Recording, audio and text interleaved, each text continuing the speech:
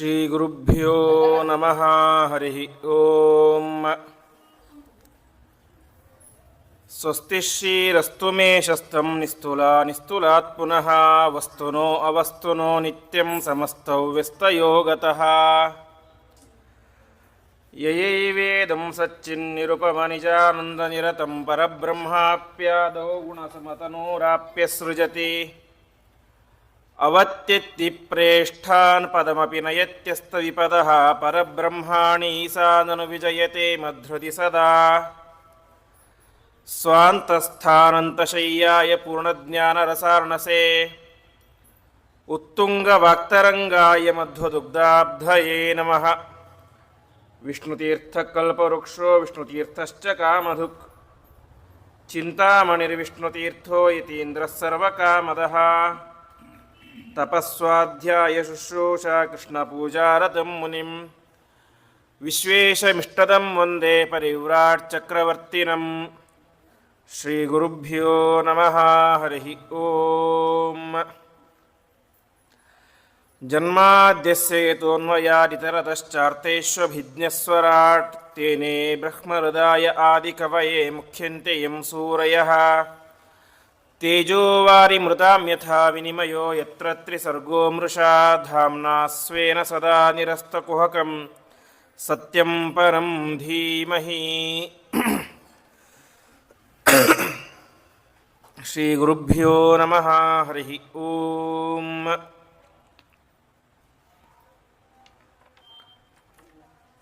ಪುರಾಣಗಳ ರಾಜ ಅಂತ ಪ್ರಖ್ಯಾತವಾದಂತಹ ಗ್ರಂಥ ಅದು ಶ್ರೀಮದ್ ಭಾಗವತ.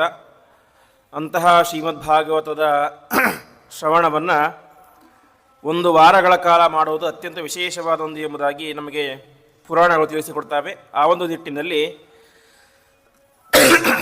ಮಹಾಮಹಿಮರಾದಂತಹ ಮಾದನೂರು ಶ್ರೀ ವಿಷ್ಣುತೀರ್ಥರ ದಿವ್ಯ ಸನ್ನಿಧಾನದಲ್ಲಿ ನಾವೆಲ್ಲರೂ ಕೂಡ ಸೇರಿಕೊಂಡು ಕಳೆದ 6 ದಿವಸಗಳಿಂದಾಗಿ ಈ ಒಂದು ಭಾಗವತದ ಶ್ರವಣವನ್ನು ಮಾಡ್ತಾ ಇದ್ದೇವೆ. ಇವತ್ತು 7ನೇ ದಿವಸ, ಮಂಗಳದ ಪರ್ವಕಾಲ. ದಶಮಸ್ಕಂದದಲ್ಲಿ ನಾವು ಒಂದು ಅರ್ಧ ಭಾಗವನ್ನು ನೋಡಿದ್ದೇವೆ. ಪರಮಾತ್ಮ ಮುಚುಕುಂದನಿಗೆ ವಿಶೇಷವಾದಂಥ ಅನುಗ್ರಹವನ್ನು ಮಾಡಿದ. ತನ್ನ ಇಡೀ ಜೀವನವನ್ನು ನಿದ್ರೆಯಲ್ಲೇ ಕಳೆಯಬೇಕಾದಂತಹ ವ್ಯಕ್ತಿ ಪರಮಾತ್ಮನ ವಿಶೇಷ ಅನುಗ್ರಹದಿಂದಾಗಿ ಒಂದು ದುಷ್ಟನ ಸಂಹಾರವನ್ನು ಮಾಡಿದ, ಕಾಲಯವನ ಸಂಹಾರವನ್ನು ಮಾಡಿದ. ಅಷ್ಟು ಮಾತ್ರ ಅಲ್ಲ, ಪರಮಾತ್ಮನ ದರ್ಶನವನ್ನು ಮಾಡಿ ಅವನು ವಿಶೇಷ ಅನುಗ್ರಹಕ್ಕೆ ಪಾತ್ರನಾದ ಅಂತ ಇಷ್ಟೆಲ್ಲ ತಿಳಿಸ್ತಾ ಇದ್ದಾರೆ. ಇಷ್ಟಾದ ಮೇಲೆ ಪರಮಾತ್ಮ ದ್ವಾರಕಾಪಟ್ಟಣಕ್ಕೆ ಬಂದಾಗ ಏನಾಯಿತು, ಇನ್ನೊಂದು ಕಡೆ ಕುಂಡಿನಪುರ ಅಂತ ಒಂದು ನಗರ. ಆ ಕುಂಡಿನಪುರದ ಅರಸ ಭೀಷ್ಮಕ ಎನ್ನುವಂಥ ಒಬ್ಬ ದೊಡ್ಡ ರಾಜ. ಆ ಭೀಷ್ಮಕ ಮಹಾರಾಜನಿಗೆ 4 ಜನ ಗಂಡು ಮಕ್ಕಳು, ಒಬ್ಬಳು ಹೆಣ್ಣು ಮಗಳು. ಹೆಣ್ಣು ಮಗಳಿಗೆ ಹೆಸರೇನು ಅಂತಂದರೆ ರುಕ್ಮಿಣಿ ಅಂತ. ರುಕ್ಮಿಣಿ ಅಂದರೆ ಕನ್ನಡದಲ್ಲಿ ಅರ್ಥ ಇಷ್ಟೇ, ಬಂಗಾರಿ ಅಂತ. ರುಕ್ಮ ಅಂದರೆ ಬಂಗಾರ, ರುಕ್ಮಿಣಿ ಅಂದರೆ ಬಂಗಾರಿ. ಹೇಗೆ ನಾವು ಮಕ್ಕಳಿಗೆ ತಂದೆ ತಾಯಿಯಂದರು ಪ್ರೀತಿಯದ ಬಂಗಾರಿ ಅಂತ ಕರೀತಾರೆ, ಹಾಗೆ ಭೀಷ್ಮಕ ಮಹಾರಾಜ ತನ್ನ ಮಗಳಿಗೆ ಬಂಗಾರಿ ಅಂತ ಹೆಸರಿಟ್ಬಿಟ್ಟಿದ್ದ. ಇನ್ನು ಮಕ್ಕಳಿಗೂ ಅದೇ ಹೆಸರು, ರುಕ್ಮಾಂಗದ, ರುಕ್ಮಮಾಲಿ ಅಂತ ಒಟ್ಟಿನಲ್ಲಿ ಬಂಗಾರ ಅಂತ ಹೆಸರಿಟ್ಬಿಟ್ಟಿದ್ದ. ಭೀಷ್ಮಕ ಮಹಾರಾಜ ವಾಸ್ತವಿಕವಾಗಿ ಸಾತ್ವಿಕನಾದಂತಹ ರಾಜ. ಆದರೆ ಮಗನಾದಂತಹ ರುಕ್ಮಿ ತುಂಬ ದುಷ್ಟ ಪ್ರವೃತ್ತಿ ಉಳ್ಳಂತಹ ಮಗ. ಇನ್ನು ಮಗಳಂತೂ ಸಾಕ್ಷಾತ್ ಮಹಾಲಕ್ಷ್ಮೀ ದೇವಿ. ಪರಮಾತ್ಮ ಸಾಕ್ಷಾತ್ ಕೃಷ್ಣ ಪರಮಾತ್ಮನಾಗಿ ಅವತಾರ ಮಾಡಿದ್ದಾನೆ. ಪರಮಾತ್ಮನ ಮಡದಿಯಾದಂತಹ ಮಹಾಲಕ್ಷ್ಮೀ ದೇವಿ ಸಾಕ್ಷಾತ್ ರುಕ್ಮಿಣಿಯಾಗಿ ಅವತಾರ ಮಾಡಿದ್ದಾಳೆ. ಅವತಾರ ಮಾಡಿದಾಗ ಒಂದು ಸಲ ಏನಾಯಿತು, ರುಕ್ಮಿಣಿಗೆ ಯೋಗ್ಯ ವಯಸ್ಸಾಯಿತು. ಆಗಿನ ಕಾಲದಲ್ಲಿ ಕ್ಷತ್ರಿಯ ಕುಮಾರಿಯರಿಗೆ ಮದುವೆ ಅಂತಂದರೆ ಅದು ಜಾತಕ ನೋಡಿ, ಗ್ರಹಬಲ ನೋಡಿ, ಮುಹೂರ್ತ ನೋಡಿ ಮದುವೆ ಅಂತ ಇಲ್ಲ, ಸ್ವಯಂವರವನ್ನು ಏರ್ಪಾಡು ಮಾಡೋದು. ಯಾಕೆಂದರೆ ಕ್ಷತ್ರಿಯರಿಗೆ ಪ್ರಧಾನವಾದದ್ದೇ ಬಲ ಅಂತ. ಪುರುಷ ಸೂಕ್ತದೇ ಹೇಳುವಂತೆ ಬಾಹು ರಾಜನ್ಯಕೃತ ಅಂತ ಪರಮಾತ್ಮನ ಬಾಹುವಿನಿಂದಾಗಿ ಹುಟ್ಟಿದಂಥವರು ಕ್ಷತ್ರಿಯರು. ಹಾಗಾಗಿ ಅವರಿಗೆ ಬಾಹುಬಲ ವಿಶೇಷವಾದದ್ದು. ಸಾಮಾನ್ಯವಾಗಿ ಏನು ಮಾಡ್ತಾಯಿದ್ರು, ಸ್ವಯಂವರವನ್ನು ಏರ್ಪಾಡು ಮಾಡ್ತಾಯಿದ್ರು. ಸ್ವಯಂವರ ಅಂದರೆ ಒಟ್ಟು 2 ರೀತಿಯಾದಂಥ ಸ್ವಯಂವರ ಇದೆ. ಒಂದು ಸ್ವಯಂವರ ಅಂದರೆ ಏನೋ ಒಂದು ಪಣವನ್ನು ಇಡೋದು, ಒಂದು ರೂಲನ್ನು ಇಡೋದು. ಉದಾಹರಣೆಗೆ ದ್ರೌಪದಿಯ ಸ್ವಯಂವರ ಇತ್ತು. ದ್ರೌಪದಿಯ ಸ್ವಯಂವರದಲ್ಲಿ ನಿಯಮ ಏನು, ಆ ಶಿವಧನುಸ್ಸಿಗೆ ಹೆದೆಯನ್ನು ಕಟ್ಟಿ ಆ ಮೀನಿನ ಪ್ರತಿಕ್ರಿಯೆ ಹೊಡೆಯಬೇಕು. ಅದು ಹೊಡೆದಾಗ ಏನಾಗುತ್ತೆ, ಅವರಿಗೆ ದ್ರೌಪದಿ ಕೊಡೋದು ಅಂತ. ಹೀಗೆ ಇದು ಒಂದು ನಿಯಮ. ಅಂದರೆ ಯಾವುದೋ ಒಂದು ಪಣವನ್ನು ಇಟ್ಟು ಅದನ್ನು ಗೆದ್ದವರಿಗೆ ತನ್ನ ಮಗಳನ್ನು ಕೊಡೋದು ಅಂತ ಇದು ಒಂದು ರೀತಿಯಾದ ಸ್ವಯಂವರ. ಇನ್ನೊಂದು ಸ್ವಯಂವರ ಹೇಗೆ ಅಂದರೆ ಹೆಣ್ಣಿನ ಕೈಗೆ ಮಾಲೆಯನ್ನು ಕೊಡೋದು. ಆ ಮಾಲೆಯನ್ನು ಅವಳು ಯಾರಿಗೆ ಹಾಕ್ತಾಳೋ ಅವರು ವರ ಅಂತ. ಹೀಗೆ ಒಟ್ಟು ಎರಡು ರೀತಿಯಾದ ಸ್ವಯಂವರ ಮತ್ತು ಸ್ವಯಂವರ ಅಂತ ಎರಡು ರೀತಿಯಾಗಿ ಇದೆ. ಇಲ್ಲೇನಾಗಿತ್ತು, ಇವಳಿಗೆ ಯೋಗ್ಯವಾದ ವಯಸ್ಸಾಯಿತು ರುಕ್ಮಿಣಿ ದೇವಿಗೆ. ಸರಿ, ಮದುವೆ ಮಾಡಬೇಕು. ಮದುವೆ ಮಾಡಬೇಕಾದ್ರೆ ಮತ್ತೆ ಯಥಾವತ್ತಾಗಿ ಅದೇ ಕ್ರಮ, ಅವಳ ಕೈಗೆ ಮಾಲೆಯನ್ನು ಕೊಟ್ಟು ಯಾರಿಗೆ ಅವಳು ಮಾಲೆಯನ್ನು ಹಾಕ್ತಾಳೋ ಅವರಿಗೆ ಮದುವೆ ಮಾಡಿ ಕೊಡೋದು ಅಂತ ತೀರ್ಮಾನವನ್ನು ಮಾಡಿದಾಗ ಈ ವಿಚಾರ ಶ್ರೀಕೃಷ್ಣ ಪರಮಾತ್ಮನಿಗೆ ಗೊತ್ತಾಗುತ್ತೆ ಅಂತೆ. ಶ್ರೀಕೃಷ್ಣ ಪರಮಾತ್ಮ ಅಲ್ಲಿಗೆ ಬಂದ ತಕ್ಷಣವೇ ಭೀಷ್ಮಕ ಮಹಾರಾಜನಿಗೆ ಎಚ್ಚರಿಕೆಯನ್ನು ಕೊಡ್ತಾ ಇದ್ದಾನೆ. ಭೀಷ್ಮಕ, ನೀನು ಮಾಡ್ತಾ ಇರೋದು ಸರಿಯಲ್ಲ, ತಪ್ಪು ಅಂತ. ಭೀಷ್ಮಕ ಹೇಳಿದ, ನಾನೊಬ್ಬ ಕ್ಷತ್ರಿಯ, ನೀನೊಬ್ಬ ಗೊಲ್ಲ, ನಿನಗೆಲ್ಲಿದೆಲ್ಲ ಗೊತ್ತಾಗಬೇಕು. ಕ್ಷತ್ರಿಯರ ನಿಯಮ ಏನು, ಮಗಳನ್ನು ಕೊಡಬೇಕಾದ್ರೆ ಸ್ವಯಂವರವನ್ನು ಮಾಡಬೇಕು ಅಂತ. ಹಾಗೆ ನಾನು ಸ್ವಯಂವರ ಮಾಡ್ತಾ ಇದ್ದೇನೆ, ಇದಕ್ಕೇನು ತಪ್ಪಿದೆ ಅಂತ. ಅದಕ್ಕೆ ಪರಮಾತ್ಮ ಹೇಳ್ತಾ ಇದ್ದಾನೆ, ಸರಿ, ನೀನು ನಿನ್ನ ಮಗಳಿಗೆ ಸ್ವಯಂವರ ಮಾಡಿದರೆ ನಾನು ಇಲ್ಲಿ ಬರ್ತಾ ಇರಲಿಲ್ಲ. ಆದರೆ ನೀನು ಸ್ವಯಂವರ ಮಾಡ್ತಾ ಇರೋದು ಯಾರಿಗೆ? ನಿನ್ನ ಮಗಳಿಗಲ್ಲ, ನನ್ನ ಹೆಂಡತಿಗೆ ಅಂತ. ಅವನಿಗೇನು ಕೂಡ ಆಗೋದೇ ಇಲ್ಲ. ಯಾಕೆಂದರೆ ಅವನ ಪಾಲಿಗೆ ರುಕ್ಮಿಣಿ ಕೇವಲ ತನ್ನ ಮಗಳು, ಕೃಷ್ಣ ಒಬ್ಬ ಸಾಮಾನ್ಯ ಗೋಪಾಲಕ, ಜಾಸ್ತಿ ಒಬ್ಬ ದೊಡ್ಡ ಜ್ಞಾನಿ, ದೊಡ್ಡ ಪರಾಕ್ರಮಿ ಅಂತ ಅಷ್ಟೇ. ನಿನ್ನ ಹೆಂಡತಿಯಲ್ಲಿ ಆಗ್ತಾಳೆ, ಅವಳಿಗಿನ್ನೂ ಮದುವೆನೇ ಆಗಿಲ್ಲ, ನಿನ್ನ ಹೆಂಡತಿ ಹೀಗಾಗ್ತಾಳೆ ಅಂತ. ಅಷ್ಟು ಆದಾಗ ಹೇಳ್ತಾನೆ, ನೀನು ಸ್ವಯಂವರವನ್ನು ಮಾಡ್ತಾ ಇರೋದು ನಿನ್ನ ಮಗಳಿಗಲ್ಲ, ಅಥವಾ ಬರೀ ನನ್ನ ಹೆಂಡತಿಗಲ್ಲ, ನಿನ್ನ ತಾಯಿಗೆ ನೀನು ಸ್ವಯಂವರವನ್ನು ಮಾಡ್ತಾ ಇದ್ದೀಯ ಅಂತ ಹೇಳ್ತಾನೆ ಅಂತೆ. ಅವನಿಗೆ ದಿಗ್ಭ್ರಮೆಯಾಗಿ ಹೋಗ್ಬಿಡುತ್ತೆ. ಎಲ್ಲಿಯೇ ನನ್ನ ತಾಯಿ, ಎಲ್ಲಿ ನನ್ನ ರುಕ್ಮಿಣಿ ಎಂಬುದಾಗಿ ದಿಗ್ಭ್ರಮೆಯಾದಾಗ ಶ್ರೀಕೃಷ್ಣ ಪರಮಾತ್ಮ ಅವನಿಗೆ ದಿವ್ಯವಾದಂತಹ ದೃಷ್ಟಿಯನ್ನು ಕೊಟ್ಟು ವೈಕುಂಠದಲ್ಲಿ ತಾನು ಮತ್ತು ರುಕ್ಮಿಣಿ ಇಬ್ಬರು ಕೂಡ ವಾಸವಾಗ್ತಾ ಇರುವಂಥ ಒಂದು ದೃಶ್ಯವನ್ನು ಕಾಣಿಸಿದಾಗ ಆವಾಗ ಭೀಷ್ಮಕ ಮಹಾರಾಜನಿಗೆ ಗೊತ್ತಾಗುತ್ತೆ, ನನ್ನ ಮಗಳು ಯಾರೋ ಸಾಮಾನ್ಯ ಹೆಣ್ಣಲ್ಲ, ಸಾಕ್ಷಾತ್ ಮಹಾಲಕ್ಷ್ಮೀ ದೇವಿಯೇ ನನ್ನ ಮಗಳಾಗಿ ಅವತಾರ ಮಾಡಿದ್ದಾಳೆ ಎಂದು ಗೊತ್ತಾಗಿ ಅವನು ಕೃಷ್ಣ ಪರಮಾತ್ಮನಿಗೆ ಸಾಷ್ಟಾಂಗ ನಮಸ್ಕಾರ ಮಾಡಿ ಹೇಳ್ತಾನೆ, ಪರಮಾತ್ಮ ದಯವಿಟ್ಟು ನನ್ನನ್ನು ಕ್ಷಮಿಸಿಬಿಡಿ, ಇನ್ನು ಮುಂದೆ ನಾನು ಯಾವತ್ತೂ ಕೂಡ ಏನು ಮಾಡೋದಿಲ್ಲ, ನನ್ನ ಮಗಳಿಗೆ ಸ್ವಯಂವರ ಯಾವುದನ್ನು ಕೂಡ ಏರ್ಪಾటు ಮಾಡೋದಿಲ್ಲ, ಮದುವೆ ಅಂತ ಮಾಡಿಕೊಟ್ರೆ ಅದು ನಿನಗೆ ಅಂತ ಹೇಳ್ತಾನೆ. ಈ ರೀತಿಯಾಗಿ ಪರಮಾತ್ಮ ಎಚ್ಚರಿಕೆಯನ್ನು ಕೊಟ್ಟು ಬಂದ. ಅದಾದ ಮೇಲೆ ಏನಾಯಿತು, ಇದಾಗಿ ಸ್ವಲ್ಪ ತಿಂಗಳುಗಳಾದ ಮೇಲೆ ರುಕ್ಮಿಣಿಯನ್ನು ತುಂಬ ಬಲಿಷ್ಠನಾಗಿದ್ದ. ಬರೀ ಬಲಿಷ್ಠ ಮಾತ್ರ ಅಲ್ಲ, ತುಂಬ ದುಷ್ಟ ಪ್ರವೃತ್ತಿಗಳೇ ಇದ್ದು. ಅದಕ್ಕೂ ಮೀರಿ ಜರಾಸಂಧನಲ್ಲಿ ಅವನು ಸ್ನೇಹಿತ ಅನ್ನೋದಕ್ಕಿಂತ ಒಬ್ಬ ಜೂನಿಯರ್ ಇದ್ದ ರೀತಿಯಾಗಿ ಇದ್ದ, ಎಡಗೈ ಇದ್ದಂತೆ. ಅಲ್ಲಿ ಏನಾಗಿತ್ತು, ಜರಾಸಂಧ ಆಗಿನ ಕಾಲದ ದುಷ್ಟರಿಗೆ ಮಹಾರಾಜನಾಗಿದ್ದ. ಅಷ್ಟು ಮಾತ್ರ ಅಲ್ಲ, ಆಗಿನ ಕಾಲದ ಒಂದು ರಾಜಕೀಯದಲ್ಲಿ ತುಂಬ ಪ್ರಭಾವಶಾಲಿಯಾಗಿದ್ದ. ಈ ರುಗ್ಮಿ ಈಗ ತಾನೇ ಬೆಳೀತಾ ಇದ್ದಾನೆ, ರಾಜಕೀಯ ವಲಯದಲ್ಲಿ ಈಗ ತಾನೇ ಬೆಳೀತಾ ಇದ್ದಾನೆ. ಹಾಗಾಗಿ ಅವನಿಗೇನು ಆಸೆ ಅಂತಂದರೆ, ನಾನು ಮುಂದೆ ದೊಡ್ಡ ರಾಜಕೀಯದಲ್ಲಿ ಧುರೀಣನಾಗಬೇಕು, ನನ್ನನ್ನು ಕಂಡ್ರೆ ಇಡೀ ಜಗತ್ತು ನಡಗಬೇಕು. ಅದನ್ನು ಮಾಡಲಿಕ್ಕೆ ಎರಡು ರೀತಿ ಹಾದಿ ಇದೆ ಅಂತ. ಸಾಮಾನ್ಯವಾಗಿ ರಾಜಕೀಯದಲ್ಲಿ ಮೇಲೆ ಬರಬೇಕು ಅಥವಾ ಜೀವನದಲ್ಲಿ ಮೇಲೆ ಬರಬೇಕು ಅಂದರೆ ಎರಡು ಹಾದಿ. ಒಂದು, ಸ್ವಯಂ ತಾನೇ ಕಷ್ಟಪಟ್ಟು ಮೇಲೆ ಬರಬೇಕು, ಅದಕ್ಕೆ ತುಂಬ ಸಮಯ ಹಿಡಿಯುತ್ತೆ. ಬಹುಶಃ ಒಬ್ಬ ವ್ಯಕ್ತಿ ತನ್ನ ಒಂದು ವೃತ್ತಿ ಜೀವನವಾಗಲಿ ಯಾವುದೇ ಜೀವನವಾಗಲಿ ಅದಕ್ಕೆ ಉತ್ತುಂಗಕ್ಕೆ ಏರಬೇಕು ಅಂದರೆ ಅವನ ಜೀವನದ ಅರ್ಧ ಆಯಸ್ಸು ಮುಗ್ದಿರಬೇಕು. ಒಬ್ಬ ವ್ಯಕ್ತಿ ಸಾಮಾನ್ಯವಾಗಿ ತುಂಬ ಫೇಮಸ್ ಆಗೋದು ಒಂದು 50 ವರ್ಷ ಆದ ಮೇಲೆ. ಇದು ಒಂದು ಹಂತ. ಇನ್ನೊಂದು ಹಂತ, ಯಾರಾದರೂ ದೊಡ್ಡವರ ಬೀಗಸ್ತನ ಮಾಡೋದು, ಆವಾಗ ಫೇಮಸ್ ಆಗಿಬಿಡ್ತೇವೆ.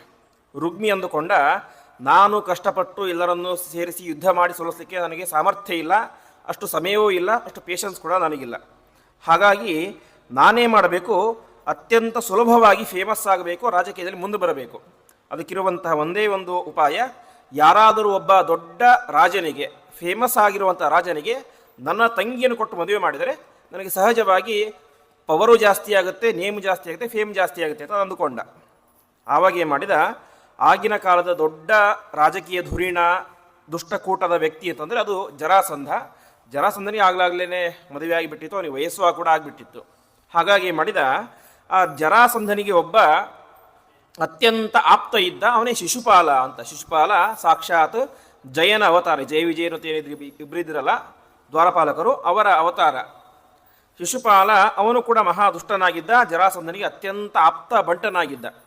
ಅದಕ್ಕೆ ರುಕ್ಮಿ ವಿಚಾರ ಮಾಡ್ತಾನೆ, ನನ್ನ ತಂಗಿಯನ್ನು ಶಿಶುಪಾಲನಿಗೆ ಕೊಟ್ಟು ಮದುವೆ ಮಾಡೋದು ಏನಾಗುತ್ತೆ, ನನ್ನ ನೇಮ್ ಫೇಮ್ ಎಲ್ಲ ಕೂಡ ದೊಡ್ಡದಾಗುತ್ತೆ ಅಂತ ತೀರ್ಮಾನವನ್ನು ಮಾಡಿ ಮದುವೆ ಮಾಡಬೇಕು ಅಂತ ತೀರ್ಮಾನ ಮಾಡಿದ. ಆದರೆ ಸಮಸ್ಯೆ ಇದ್ದಿದ್ದೇ ಅಲ್ಲಿ. ನಮಗೆಲ್ಲ ಗೊತ್ತೇ ಇರುವಂತೆ ಭೀಷ್ಮಕ ಮಹಾರಾಜ ಏನು ಮಾಡಿದ್ದಾನೆ, ನನ್ನ ಮಗಳನ್ನು ನಿನಗೇ ಕೊಟ್ಟು ಮದುವೆ ಮಾಡ್ತೀನಿ ಅಂತ ಕೃಷ್ಣನಿಗೆ ಕೊಟ್ಟು ಮಾತಾಗ್ಬಿಟ್ಟಿದೆ. ಹಾಗಾಗಿ ಇವತ್ತೇನು ಮಾಡಬೇಕು, ಕೃಷ್ಣನನ್ನು ರುಕ್ಮಿಣಿಯನ್ನು ಶಿಶುಪಾಲನಿಗೆ ಕೊಟ್ಟು ಮದುವೆ ಮಾಡಬೇಕು. ಹಾಗೆ ಮಾಡಲಿಕ್ಕೆ ಹೊರಟ್ರೆ ಏನಾಗುತ್ತೆ, ಕೃಷ್ಣ ಬರ್ತಾನೆ, ಯುದ್ಧವನ್ನು ಮಾಡ್ತಾನೆ, ಎಲ್ಲರನ್ನು ಕೂಡ ಸೋಲಿಸಿಬಿಡ್ತಾನೆ. ಹಾಗಾಗಿ ಎಲ್ಲರೂ ಕೂಡ ಸೇರಿಕೊಂಡು ವಿಚಾರ ಮಾಡ್ತಾರೆ ಅಂತ. ಈ ಜರಾಸಂಧ ಮತ್ತು ಶಿಶುಪಾಲ, ದಂತವಕ್ರ ಮತ್ತು ಈ ರುಕ್ಮಿಣಿ ಎಲ್ಲರೂ ಕೂಡ ಸೇರಿಕೊಂಡು ವಿಚಾರ ಮಾಡ್ತಾರೆ, ಮದುವೆ ಮಾಡಬೇಕು, ಆದರೆ ಮದುವೆಯ ವಿಚಾರ ಏನಾಗಬಾರ್ದು, ಯಾರಿಗೂ ಗೊತ್ತಾಗಬಾರ್ದು ಅಂತ.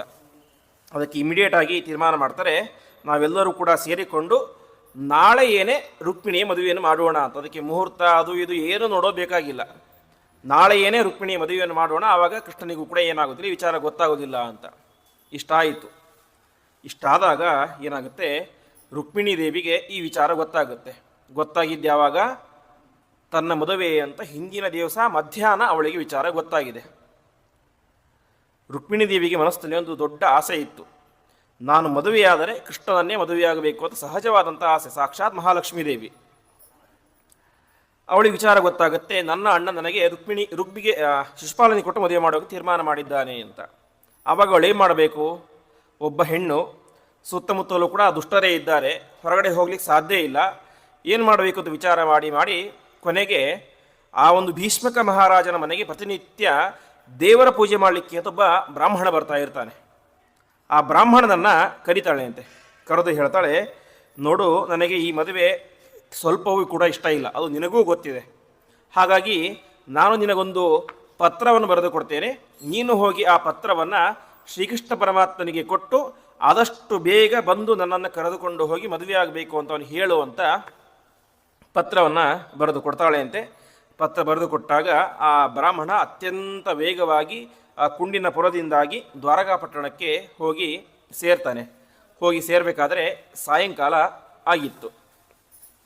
ಆವಾಗ ಪರಮಾತ್ಮ ಮನೆಗೆ ಬಂದಂತಹ ಬ್ರಾಹ್ಮಣರನ್ನು ಸಾಷ್ಟಾಂಗ ನಮಸ್ಕಾರ ಮಾಡಿ, ಮನೆಗೆ ಗೌರವ ಮಾಡಿ, ಅವರಿಗೆ ಯೋಗ್ಯವಾದಂಥ ಆಸನವನ್ನು ಕೊಟ್ಟು ತಾನೇ ಮಾಡ್ತಾನೆ, ಅವನ ಪಾದ ಪ್ರಕ್ಷಾಲನೆಯನ್ನು ಮಾಡಿ ನೀರನ್ನು ಪ್ರೋಕ್ಷಣೆ ಮಾಡ್ಕೊಳ್ತಾನೆ ಅಂತೆ. ಕೃಷ್ಣ ಪರಮಾತ್ಮ ಸಾಕ್ಷಾತ್ ಸರ್ವೋತ್ತಮವಾದಂಥ ಪರಮಾತ್ಮ, ಅಂತಹ ಪರಮಾತ್ಮ ಮಾಡಿದ್ದೇನು, ಮನೆಗೆ ಬಂದಂತಹ ಬ್ರಾಹ್ಮಣರ ಪಾದ ಪ್ರಕ್ಷಾಲನೆಯನ್ನು ಮಾಡಿ ಆ ನೀರನ್ನು ತಾನು ಪ್ರೋಕ್ಷಣೆ ಮಾಡಿಕೊಂಡ. ಅರ್ಥಾತ್ ಬ್ರಾಹ್ಮಣರ ಪಾದೋದಕ ಅಷ್ಟು ಮಹತ್ವದ್ದು ಅಂತ ತಿಳಿಸಿಕೊಳ್ಳಲಿಕ್ಕೆ ಪರಮಾತ್ಮ ಆ ರೀತಿ ಮಾಡಿದ. ಸರಿ, ಏನು ಬಂದದ್ದು ವಿಚಾರ ಅಂತ ಕೇಳ್ತಾನೆ. ಆವಾಗ ಅವನು ಹೇಳುವಂತಹ ಮಾತು, ಇಲ್ಲ, ಈ ರೀತಿಯಾಗಿ ರುಕ್ಮಿಣಿಯ ವಿವಾಹ ಮಾಡಬೇಕು ಅಂತ ತೀರ್ಮಾನ ಮಾಡಿಬಿಟ್ಟಿದ್ದಾರೆ, ಹಾಗಾಗಿ ರುಕ್ಮಿಣಿ ನನಗೆ ಪತ್ರವನ್ನು ಕಳಿಸಿದ್ದಾಳೆ, ನೀನು ಓದು, ಆದಷ್ಟು ಬೇಗ ಬಾ ಅಂತ ಹೇಳ್ತಾನೆ ಅಂತೆ. ಆವಾಗ ಕೃಷ್ಣ ಹೇಳ್ತಾನೆ, ಇಲ್ಲ, ಪತ್ರವನ್ನು ನೀವೇ ಓದ್ಬಿಡಿ ಅಂತ. ಸಾಮಾನ್ಯವಾಗಿ ಹಿಂದಿನ ಕಾಲದಲ್ಲಿ ಒಂದು ನಿಯಮ ಇತ್ತು, ಯಾರಾದರೂ ಪತ್ರ ಬರೆದು ಅದನ್ನು ತಾವಾಗಿ ರಾಜರು ಓದ್ತಾ ಇದ್ದಿಲ್ಲ. ರಾಜರಾಗಲಿ ದೊಡ್ಡ ದೊಡ್ಡ ವ್ಯಕ್ತಿಗಳಾಗಲಿ ತಮ್ಮ ಮಂತ್ರಿಗಳ ಕೈಯಲ್ಲಿ ಆಗಲಿ ಅಥವಾ ಬ್ರಾಹ್ಮಣ ಕೈಯಲ್ಲಿ ಓದಿಸ್ತಾ ಇದ್ದರು. ಆವಾಗ ಕೃಷ್ಣ ಹೇಳ್ತಾನೆ, ಇದನ್ನು ನೀವೇ ಓದ್ಬಿಡಿ ಅಂತ. ಆವಾಗ ಬ್ರಾಹ್ಮಣ ಹೇಳ್ತಾನೆ, ಇದನ್ನು ನಾನು ಹೋಗಿ ಓದಲಿಕ್ಕೆ ಸಾಧ್ಯ, ಇದು ಯಾವ ಪತ್ರ ಇದು? ಇವತ್ತಿನ ಭಾಷೆಯಲ್ಲಿ ಹೇಳ್ತಾರೆ, ಒಂದು ಲವ್ ಲೆಟರ್, ಪ್ರೀತಿಯ ಪತ್ರ. ಒಂದು ವಯಸ್ಸಿಗೆ ಬಂದಂತಹ ಹುಡುಗಿ ವಯಸ್ಸಿಗೆ ಬಂದಂತಹ ಹುಡುಗನಿಗೆ ಬರೆದಂತಹ ಅತ್ಯಂತ ಆಪ್ತವಾದಂತಹ ಗುಪ್ತವಾದಂತಹ ರಹಸ್ಯವಾದಂತಹ ಪ್ರೇಮ ಪತ್ರ. ಇದು ನಾನೇ ಓದಲಿಕ್ಕೆ ಸಾಧ್ಯ, ನನಗೆ ಸರಿಯಾಗೋದಿಲ್ಲ ಅಂತ ಹೇಳ್ತಾನೆ. ಅದಕ್ಕೆ ಪರಮಾತ್ಮ ಹೇಳ್ತಾನೆ, ನೋಡು, ಇದು ಬೇರೆ ಯಾವುದೋ ಪ್ರೇಮಿಗಳ ಥರ ಪ್ರೇಮ ಪತ್ರ ಅಲ್ಲ, ಇದು ಭಕ್ತಿಯ ಪತ್ರ. ನನ್ನ ಅತ್ಯಂತ ಶ್ರೇಷ್ಠ ಭಕ್ತಿ ಯಾರು? ಅದು ಮಹಾಲಕ್ಷ್ಮೀ ದೇವಿ. ಎಲ್ಲ ಜೀವರಿಗಿಂತಲೂ ಕೂಡ ಅತ್ಯಂತ ಶ್ರೇಷ್ಠ ಭಕ್ತಿ, ಪರಮಾತ್ಮನಲ್ಲಿ ನಿತ್ಯ ನಿರಂತರವಾಗಿ ಭಕ್ತಿಯನ್ನು ಮಾಡುವಂಥವಳು ಮಹಾಲಕ್ಷ್ಮೀ ದೇವಿ. ಅವಳೇ ರುಕ್ಮಿಣಿಯಾಗಿ ಅವತಾರ ಮಾಡಿದ್ದಾಳೆ. ಹಾಗಾಗಿ ಅವಳು ಬರೆದಂತಹ ಪ್ರೇಮದ ಪತ್ರ ಇದು, ಇದು ಭಕ್ತಿಯ ಪತ್ರ. ಯಾಕೆಂದರೆ ಆಚಾರ್ಯರು ತತ್ವನಿರ್ಣಯದಲ್ಲಿ ಹೇಳ್ತಾರೆ, ನಾವು ಭಕ್ತಿ ಅಂತ ಕೇಳ್ತೇವೆ, ಭಕ್ತಿ ಅಂದರೆ ಏನು ಅಂತ. ಅವರು ಹೇಳುತ್ತಾರೆ, ಮಾಹಾತ್ಮ್ಯ ಜ್ಞಾನ ಪೂರ್ವಸ್ತು ಸುದೃಢ ಸರ್ವತೋಧಿಕ ಸ್ನೇಹ ಭಕ್ತಿರಿತಿ ಪ್ರೋಕ್ತ ತಯಾರ ಮುಕ್ತಿರ್ ನಚಾನ್ಯಥ ಅಂತ. ಭಕ್ತಿ ಅಂದರೆ ಅದೇನು ಯಾರಿಗೂ ಮಾಡಲಿಕ್ಕೆ ಸಾಧ್ಯವಾಗದಿರುವಂತಹ ಅಥವಾ ಪರಮಾತ್ಮನಲ್ಲಿ ಮಾತ್ರ ಮಾಡಬಹುದು ಅಂತ ವಿಚಾರ ಏನಲ್ಲ. ಭಕ್ತಿ ಅಂದರೆ ಇಷ್ಟೇ, ಅದು ಸ್ನೇಹ, ಪ್ರೀತಿ. ಹಾಗಾಗಿ ಪರಮಾತ್ಮ ಹೇಳ್ತಾ ಇದ್ದಾನೆ, ರುಕ್ಮಿಣಿ ನನ್ನ ಅತ್ಯಂತ ಶ್ರೇಷ್ಠವಾದಂಥ ಭಕ್ತೆ, ಅವಳು ನನಗೆ ಬರೆದಂಥ ಪತ್ರವನ್ನು ನೀನು ಮಾತ್ರ ಅಲ್ಲ, ಇಡೀ ಜಗತ್ತೇ ಓದಬಹುದು ಎಂಬುದಾಗಿ ಹೇಳ್ತಾನೆ. ಆ ರೀತಿಯಾಗಿ ಹೇಳಿದಾಗ ಶ್ರೀಕೃಷ್ಣ ಪರಮಾತ್ಮನ ಅವನಿಗೆ ಬರೆದಂತಹ ಒಂದು ಪ್ರೇಮದ ಪತ್ರವನ್ನು ಯಾವ ಬ್ರಾಹ್ಮಣ ಅತ್ಯಂತ ಭಕ್ತಿಯಿಂದಾಗಿ ನಮಸ್ಕಾರ ಮಾಡಿ ಓದಲಿಕ್ಕೆ ಶುರು ಮಾಡ್ತಾ ಇದ್ದಾನೆ. ಅದರಲ್ಲಿ ರುಕ್ಮಿಣೀ ದೇವಿ ಅತ್ಯಂತ ಸುಂದರವಾಗಿ ಬರೆದಿದ್ಲು. ಶ್ರುತ್ವಾ ಗುಣಾನ್ ಭುವನ ಸುಂದರ ಸಂಗಮಾಂಸ್ತೆ ನಿರ್ವಿಶ್ಯಕರ್ಣ ವಿವರಂ ಹರತೋಂಗತಾಪಂ ರೂಪಂ ಪರಂ ಭುವನ ಮಂಗಳ ಮಂಗಳಂತೆ ತ್ವಯೆಚ್ಯುತ ವಿಶತಿ ಚಿತ್ತಮಪತ್ರಪಮ್ಮೆ ಅಂತ ಅತ್ಯಂತ ವಿಸ್ತಾರವಾಗಿ ಬರೆದಿರ್ತಾಳೆ. ಅವಳು ಹೇಳ್ತಾಳೆ, ಪರಮಾತ್ಮನನ್ನು ಹೆಸರಿಟ್ಟು ಕರೆಯೋದಿಲ್ಲ. ಸಾಮಾನ್ಯವಾಗಿ ಹೆಂಡತಿಯರು ಗಂಡನನ್ನು ಹೆಸರಿಟ್ಟು ಕರಿಬಾರ್ದು ಅಂತ ನಿಯಮ. ಅದಕ್ಕೆ ರುಕ್ಮಿಣೀ ದೇವಿ ಕರೀತಾ ಇದ್ದಾಳೆ, ಹೇ ಭುವನ ಸುಂದರ ಅಂತ. ಅಂದರೆ ಪರಮಾತ್ಮ ಇಡೀ ಜಗತ್ತಿನಲ್ಲಿ ಅಲ್ಲ, ಇಡೀ ಬ್ರಹ್ಮಾಂಡದಲ್ಲಿ ನಿನಗಿಂತ ಅತ್ಯಂತ ಸುಂದರನಾದಂಥ ವ್ಯಕ್ತಿ ಯಾರೂ ಕೂಡ ಇಲ್ಲ.